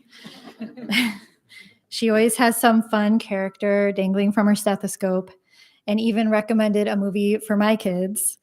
Brenna, they love Baymax, by the way. She has always had a phenomenal bedside manner and consistently received top scores on surveys from families.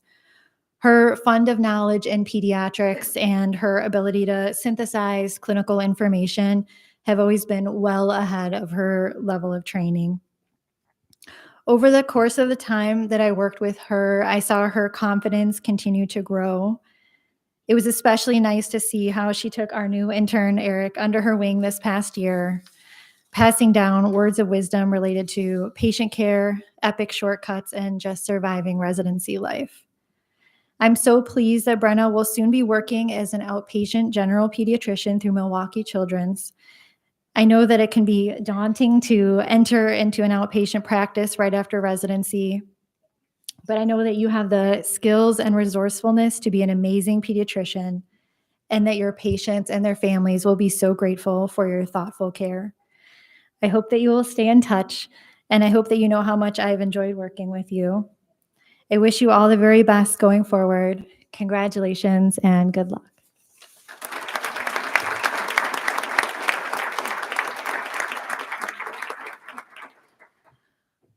I have a lot of gratitude to give today. Of course, Dr. Zimmerman has been a fantastic role model for me.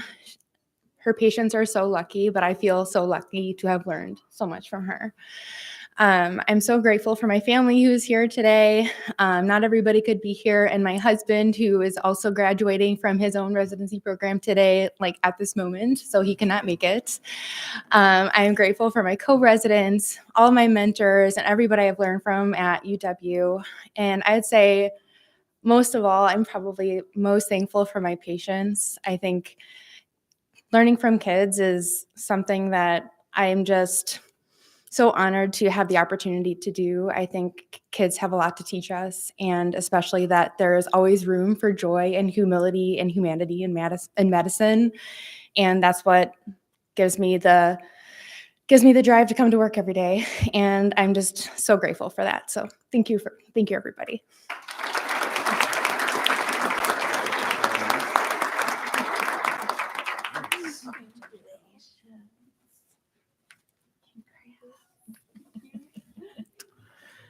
Dr. Fitzpatrick, welcome back to this stage that you know so well, to present Dr. Hannah Schumacher.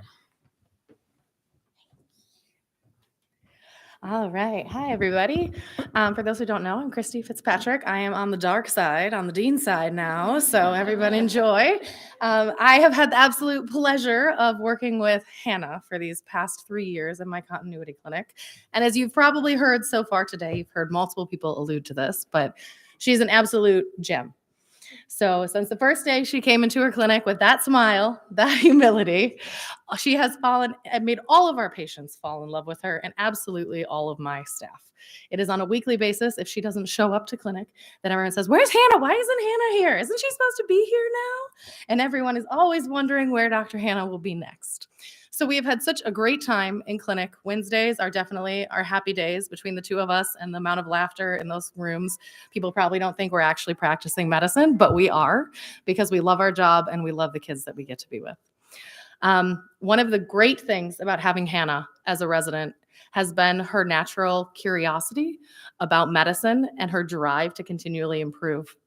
I would say having watched her every day that she comes to clinic, she consistently has her little iPad and she's sitting there and she's looking up on her tablet on every other patient and what's happening in the ICU and what happened to this patient that was in the NICU but then went to the ICU and then they had cardiac surgery and after the cardiac surgery they went down and now I don't know what's going to happen to them anymore. So we got to follow all the patients and I followed every one of them with her, loving it along the way, learning things about the progress both of UW as a residency program in general and also of this awesome human who doesn't forget about our patients just because the rotation has ended. And that is very true for our patients in clinic. She comes back week after week and says, what happened to this patient? Or how did this one go? Or I was looking at the chart of the patient that we saw a couple weeks ago. And she took the time to follow up with those families and know those families. And as many of you have said, many of them come in on Wednesday afternoons. And if Hannah is not there, they are asking me why she isn't there to see their patient that day. So it has been an absolute pleasure, and I absolutely have loved every minute of it. It was such a joy, and I'm so proud of her, and I'm so glad that she's going to be hanging around at least for the next year in Madison as a NICU hospitalist, and I am just so proud to see her become a graduating doctor and to have seen her become a wife.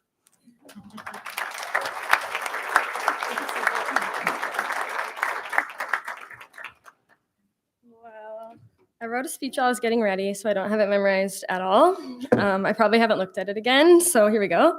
I just wanted to, first of all, thank Dr. Fitzpatrick for all the time she spent with me in clinic, all the time she spent with me trying to reschedule our clinics that we missed, and how flexible she's been with my schedule. Just like if I'm on NICU, we try to get more NICU, and then we make up our clinics when I have a research week or free time, which I've really appreciated her having that flexibility. She knows I'm not the world's biggest clinic person, but she's definitely taught me to enjoy it, and I've definitely enjoyed getting to know her and getting to know her patients every week in clinic. She's someone who really cares about her patients, and you can tell that they love her, and I've really enjoyed getting to learn from her, and if I can be as smart and half as caring as her, then I'll be happy. I think one of my favorite parts of clinic was all the time we would spend decompressing after clinic, which usually was her trying to do work, but it was usually me like Googling a weird diagnosis and then showing her like a gross picture and then telling her how you would fix this problem. And she's like, yeah, try and do her inboxes. She's like, how will we read that article? We like talk about the article we were assigned to read and we don't Google this weird thing that you found, but she was always open to learning new things with me. And then the thing that I will take on in my practice that I've learned from her is that if there's a baby, we're going to hold it. And so I love our clinic because we're always holding and playing with every patient that's there. I also want to thank everyone who's taught me over the past 4 years. That includes everyone in the hospital and out of the hospital, and not just the physicians. And every day I go to work and I learn something. And I know I'll continue that up to the last day of residency and beyond. I want to thank my class. We started at a time where we couldn't spend a lot of time together outside of work. We formed a lot of friendships at work, like rounding and staying late and ordering late night food. Our group chat really flourished, and we made a lot of memes and shared funny stories. And all the times we got embarrassed at clinic or embarrassed on rounds, we would text just so everybody else could laugh at us and laugh with us. Eventually, we were able to expand that to outside of work, including our second year retreat, which will always hold a special place in my heart. And in the last 3 years, I've gotten the chance to make lifelong friends. I've gotten the chance to get engaged, which everybody at the hospital but me knew about. I've also had the chance to get married, which I did know about. And I especially want to thank anyone in our class who I have forced to watch the Twilight series overnight with. Actually, I shouldn't be thanking you. You should be thanking me. Lastly, I just want to thank Tyler, my family, and Tyler's family. They've supported us over the last 3 years and beyond, and they've driven long drives to just be with us for even a day over the weekend or spend a little bit of a holiday with us, which I appreciate. I can't wait to see where everyone goes after this and all the great things that you all accomplish. And I can't wait to meet up and hear about all your great adventures. Thank you.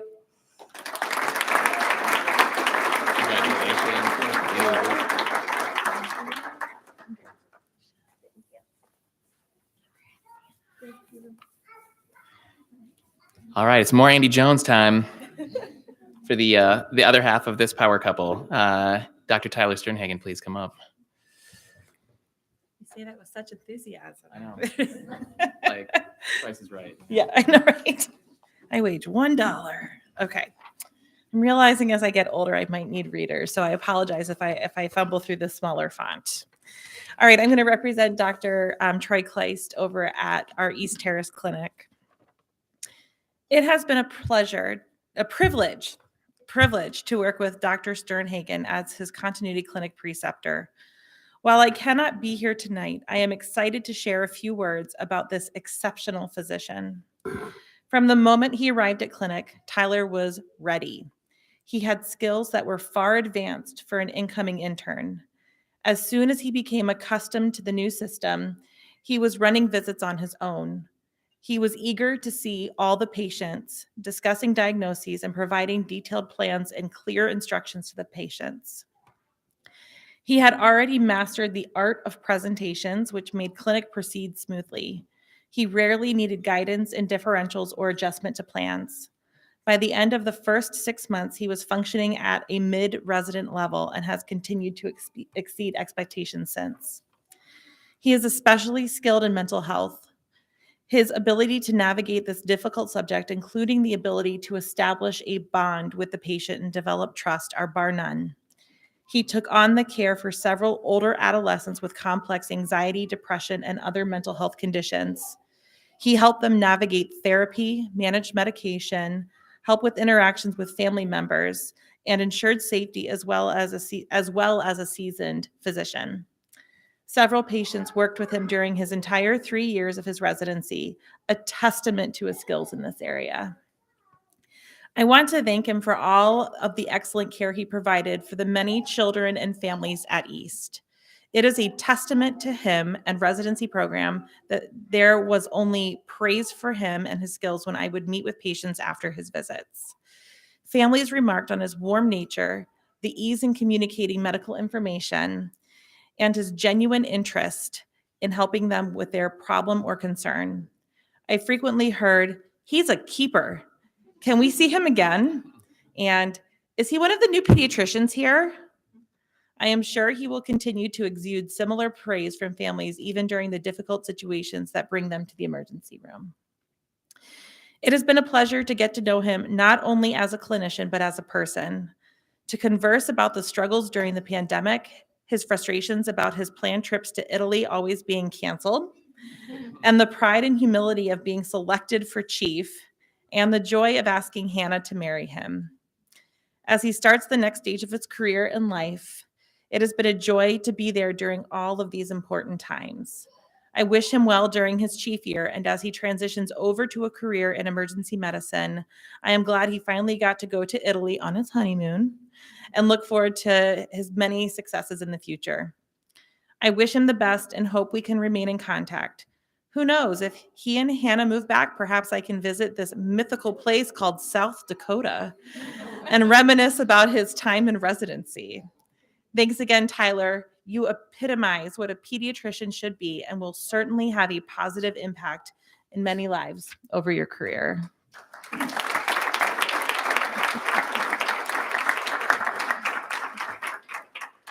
So I did write a little bit for Troy's award earlier today, but also like just hearing him talk, I wanted to say how I feel like he's made me a much more confident physician, which I'm really appreciative of. But I think the things I appreciate the most is just spending time with him on Thursday afternoons, hanging out in the back room, just having a conversation with me or the other attendings or other residents, and just really forming a bond. And that was it. It made things really fun, even though some days were harder than others. And so it was great to really have that time with him. I also want to thank all of my family members who came from South Dakota to come support us. They've been great supports our entire lives, and we're really happy and thankful for them. And I also want to thank all of my co-residents for really just making even those tough days really fun, as strange as it sounds.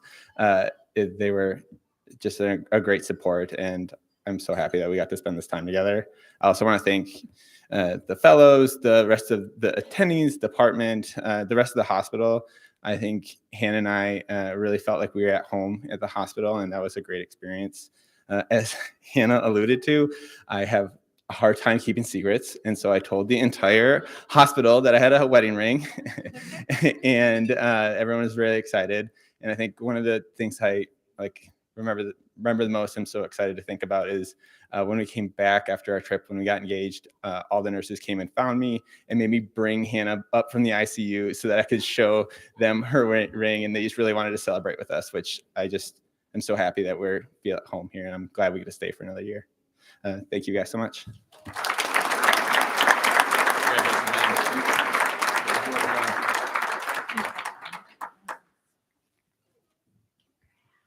Okay, Dr. Yanni, welcome back. Dr. Yanni will be presenting Dr. Sammy Tyler.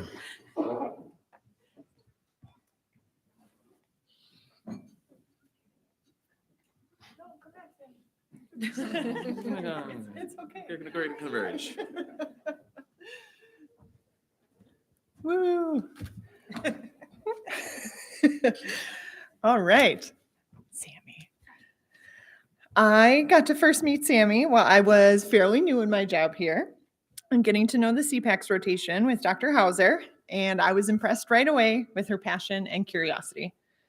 Did you know there's this thing called OMN? OMN? OMM? I don't know if she's ever mentioned it to you guys. I then had the privilege to have Sammy become my very first continuity resident. And while she might be a little more crunchy granola than I am, I feel like we got along pretty well and could teach each other some things. My panel was very lucky to have Sammy on their team, thinking deeply about how she could help them that day and prevent them from having to come back and see us. And she connected so well with the families. She excels in tough conversations about mental health and wellness with her calm and thoughtful demeanor. And she's a fantastic teacher, as you heard earlier, with a very well-deserved award. I admire her desire to continuously dig into the pathophysiology and the why of medicine, and her passion for incorporating OMM everywhere. We are so lucky to keep her taking care of our tiny babies, and I feel so lucky to have been her continuity preceptor. Your continuity preceptor.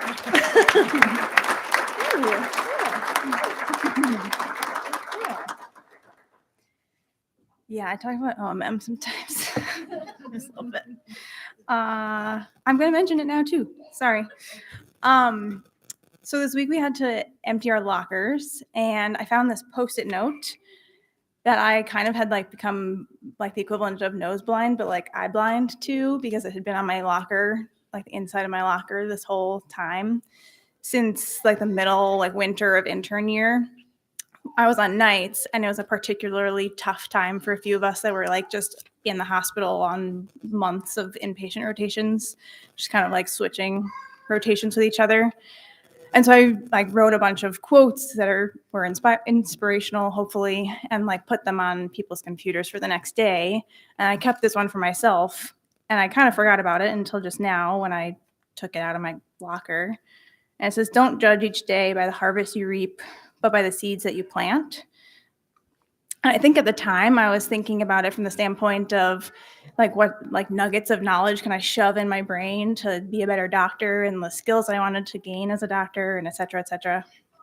And now that I'm looking back on the last 3 years and looking at you all, really, I am really thinking about this differently. So I'm thinking about the seeds as the moments that I've watched develop into things like friendships, like at orientation through a mask, so only with like half my face showing. When I found out that Megan was a nutrition major, I was like, "You were a nutrition major? Well, can we chat about that?" And she still somehow is my friend. Or the time that I admitted to Dr. Yanni, Megan, can I call you Megan now all the time? There's too many Megans. I told her that I really have a hard time remembering how to treat acne because maybe I didn't have her to ever go to the doctor to have my own acne treated. And the choice words with which she had for me, we have now laughed at a bunch of times, including now on the stage. Another one is the first time that I asked Dr. Sklansky when we were on wards together if I could treat one of our patients with OMM. There it is. And I definitely pitted out my scrubs because I was so nervous to approach him with this question and ask him to do this on our patient. And he said, "Sure," in his That's my best Dr. Slansky impression. Did I get it? Yeah. And he not only said sure, but he watched me do the treatment, and he's been one of my biggest advocates in my osteopathic pursuits in residency, and I'm really grateful for that.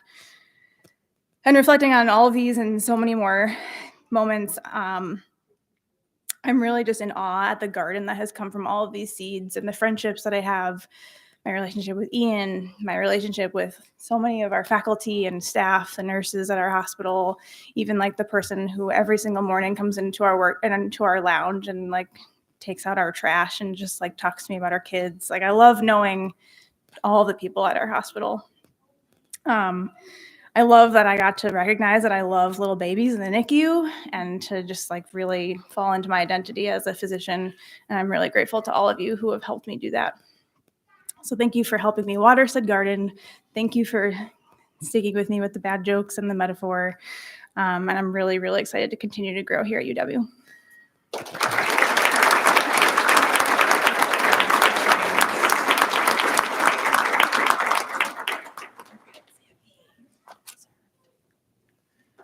All right, Dr. Newman, also welcome back to this very familiar stage. Coming up with Dr. Annie Ewing.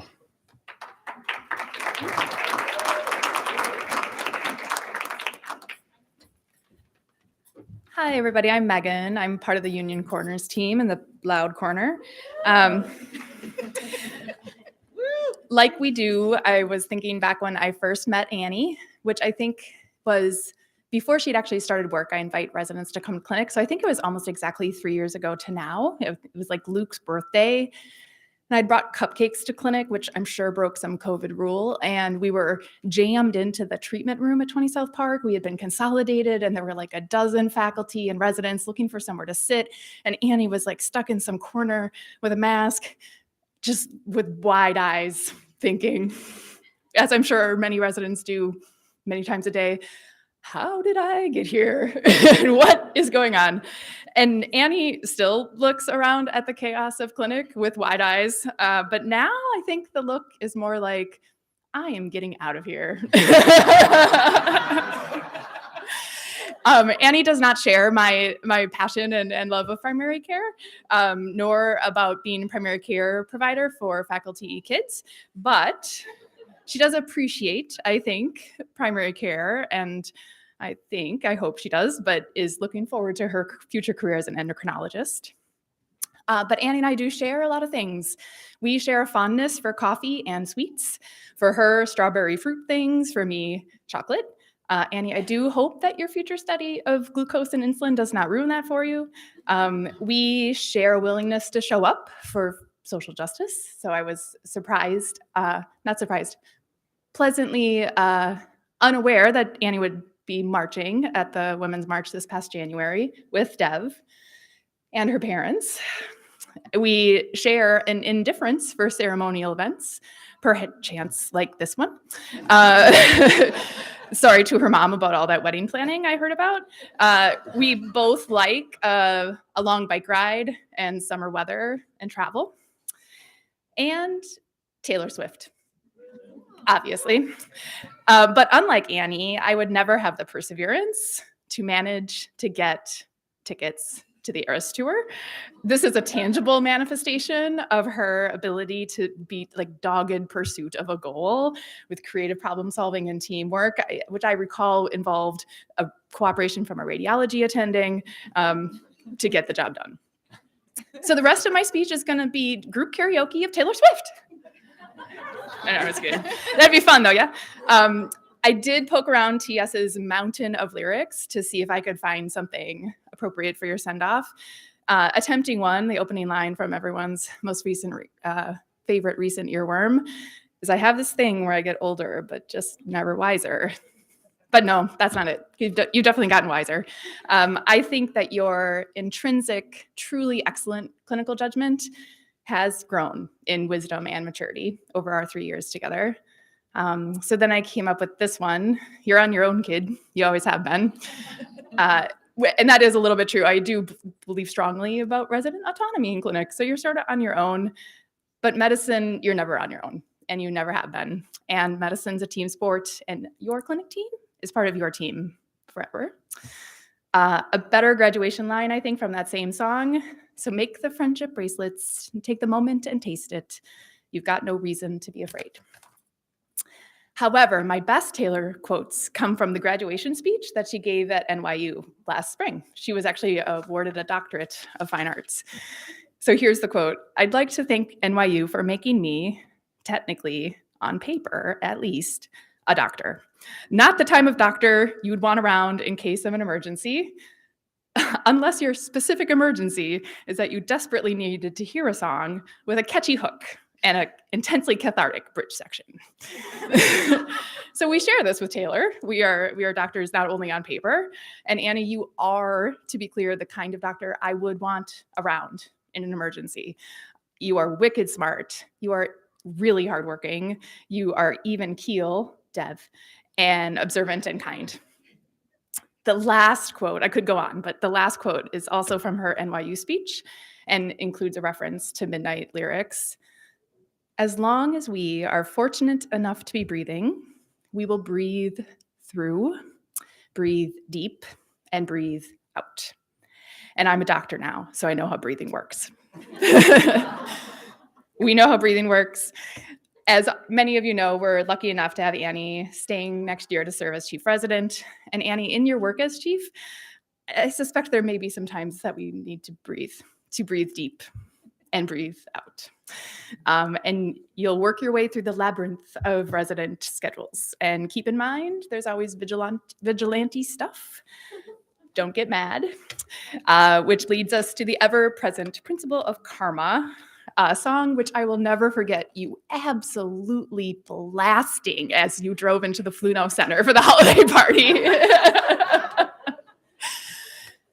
All the best. I'm glad you're not leaving. We look forward to hearing from you often.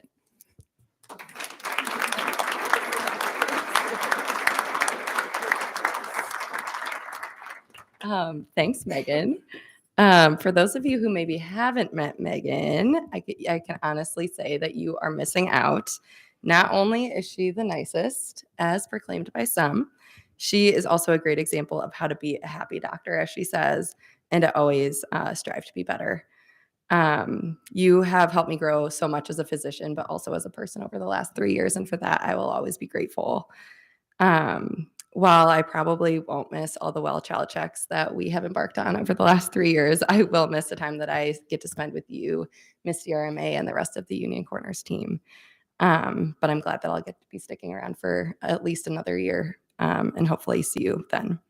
I also want to take this time to thank my wonderful husband, Dev, for reminding me to always keep one foot in front of the other. Thank my parents for showing me the importance of hard work firsthand. And then to my co-residents for being the best pals. Thanks.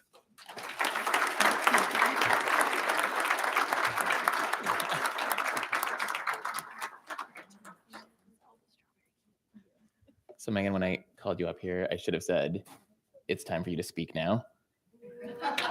That's the only one I got. That's all I got. Well done, man. Okay. All right. So now last but not least to speak is Dr. Jess Babel presenting Dr. Tess Woodring.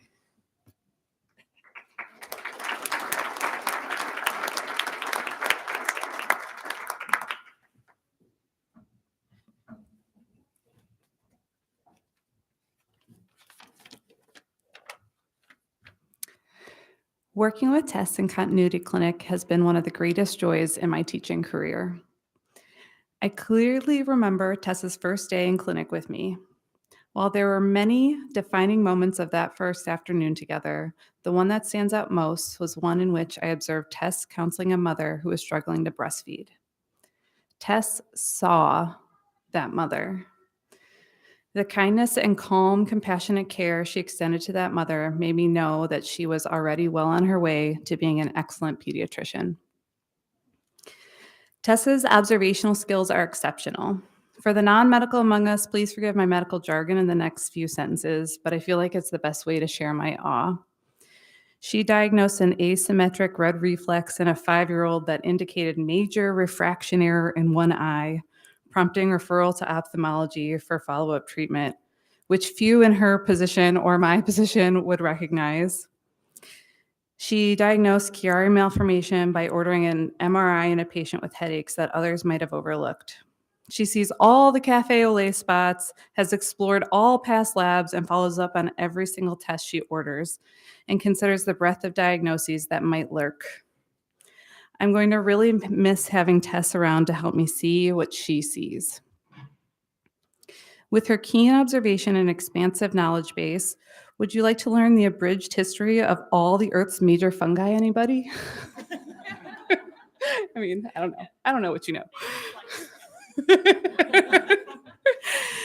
Tess has had to work hard to find comfort in ambiguity. This is Tess's greatest area of growth in residency. She was always compassionate. She's maintained that.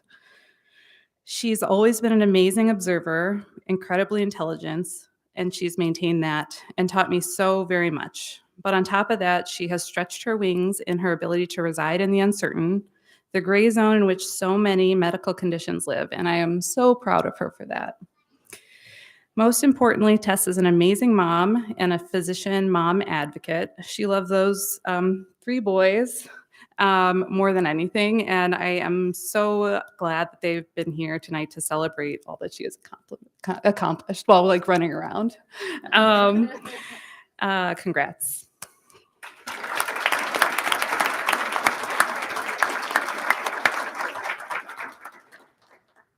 Okay, I'm pretty sure at the end, I don't think there are any of us after W. And probably the people feeling that it's late the most are honestly the 3 guests that I brought that are over there. But in many ways, actually, this is like the perfect representation of what the residency experience was. There's nothing structurally right about my kids being here right now. Like there's cupcakes at every table. There's like a self-serve juice. Like they're supposed to be quiet and like sitting at tables, maybe. But even though it's not built for children, there are amazing people who are watching them and holding them and caring for them. And that has been the experience of residency for me too. There's nothing about medical training that is kind to parents, but we've been able to do it because of all the people who have supported us. So, I would acknowledge and thank all my co-residents in my year and the years before and after me, the faculty that have collectively provided us with this amazing education. The department chairs, Dr. Zolan Moreno, like not only in being present in our education, but I think you both have directly helped me in personal ways with my aspirations to be a physician scientist. I want to acknowledge the HEMONG faculty. I don't know if actually any of them are here, but being some of the most dedicated and tenacious and humanistic physicians I've ever met and who have inspired me to try to be the same. I got 2 people I would just really deeply, deeply and personally thank.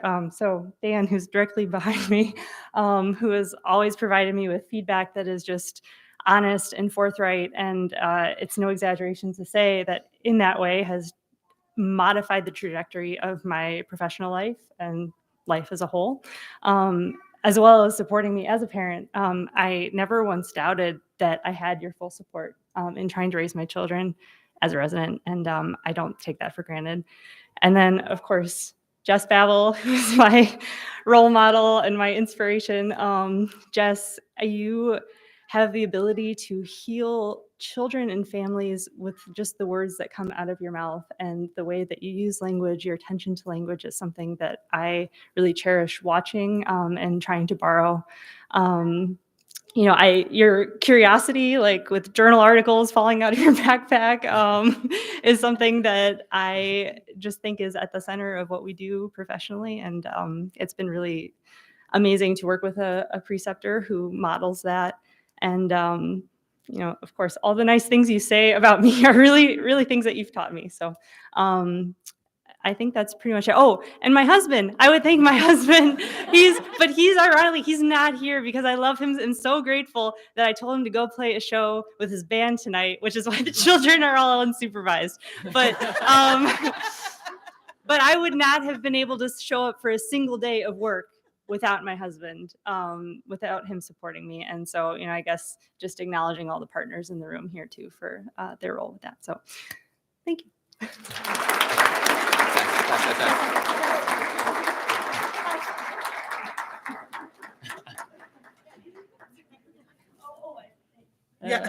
You go. Do you want to give this to your mom? Do you want to give this to your mom? Thank you. Thanks, man. Oh, you guys both help. Yeah. Both of you. Yes. Well, And yes. Britt Allen makes the most amazing frogs out of anything.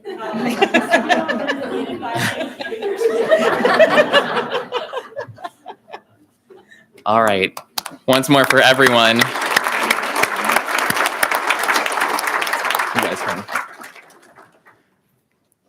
Oh, I got Sammy's note here. I'll save this for you. All right, so it's my job to bring us home.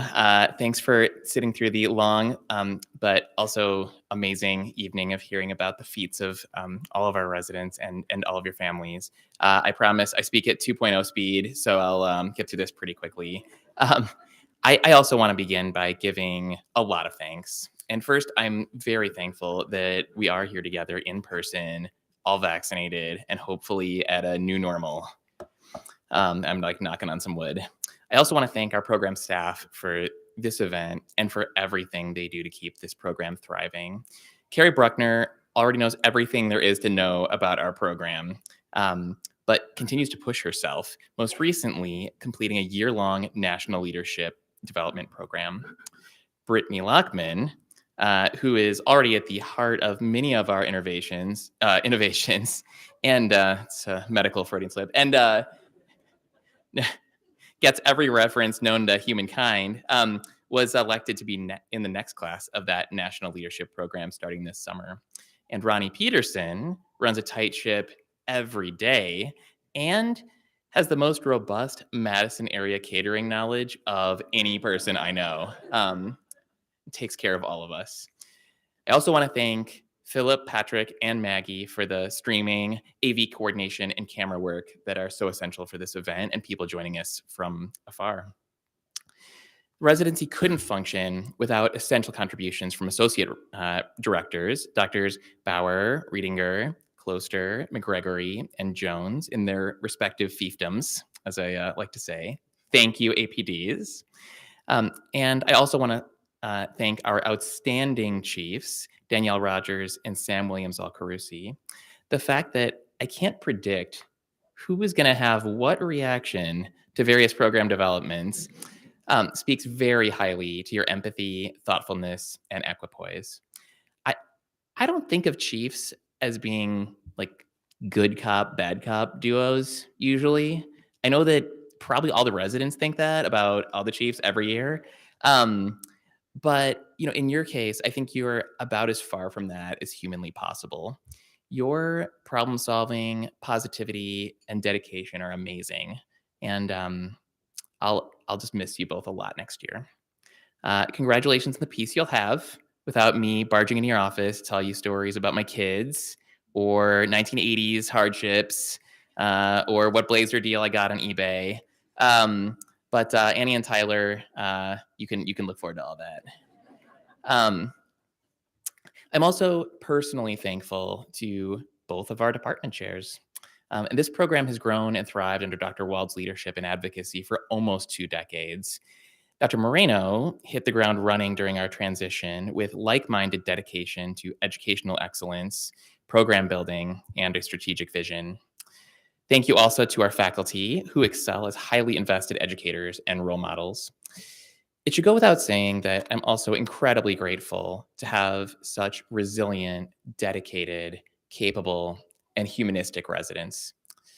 And last, but most importantly, I'm grateful for our privilege of caring for children.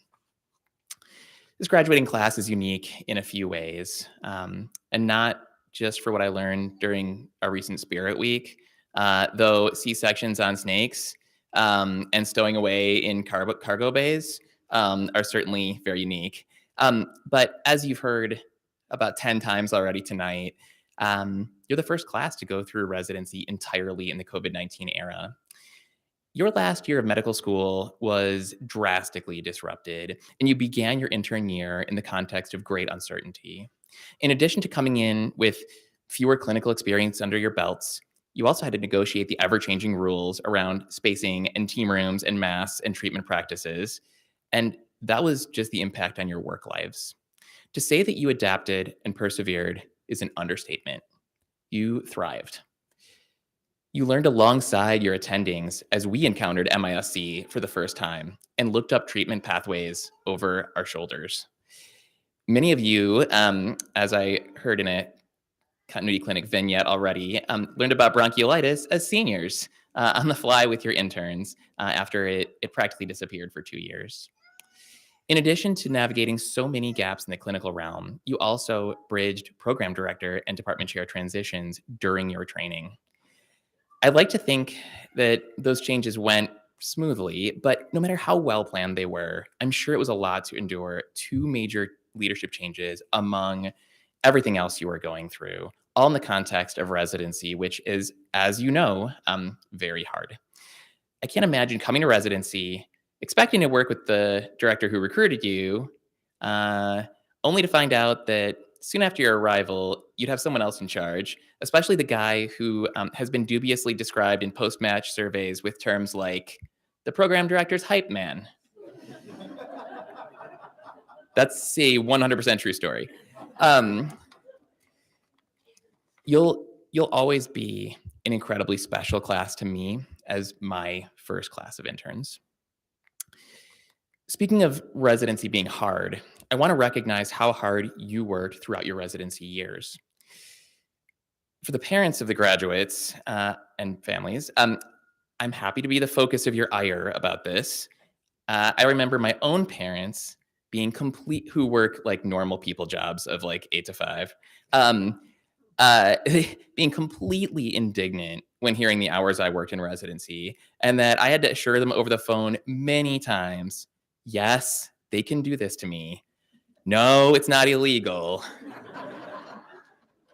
Yes, this is what I want to do. No, I don't want to change and be a PhD. So that hard work is really important. And certainly for our patients and your peers and our system, but maybe most importantly for you. I'm sure at some point you've heard the old adage, you get out what you put in. And it's probably used much more frequently by athletic coaches and music teachers, gym teachers, but it applies to medicine too. You put in a lot, and you had to. Compared to the training spans for those other endeavors, 3 years is a very short time in which to build a foundation of mastery. Months or years or maybe decades from now, you're going to know what to do for a patient or for a worried parent or a struggling teammate based on an experience you had during those long residency hours. You made yourselves the experts that you are today. I want to encourage you to continue that mentality throughout your journeys, whether embarking on subspecialty training or going into practice right away. Whenever you're faced with long hours, challenging conversations, or complex decisions, know that while your effort is certainly helping parents and teams, it is also helping the future you. In many jobs, working extra hours might only give you a short-term monetary benefit, but the experience doesn't add that much. Overtime at the widget factory probably doesn't help you make much better widgets. But the experience we accumulate as physicians never stops helping us in the future. It's always okay to feel exasperated or vent your frustrations to your colleagues and loved ones. And please do that for sure. It's good.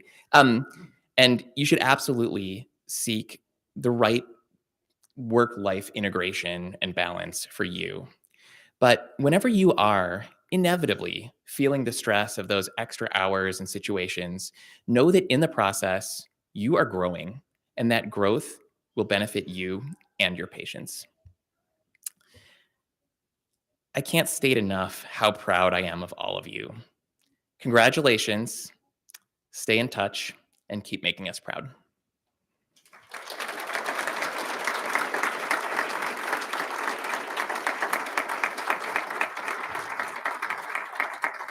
All right, enjoy your evening, everyone. Make sure you eat lots of cupcakes and coffee.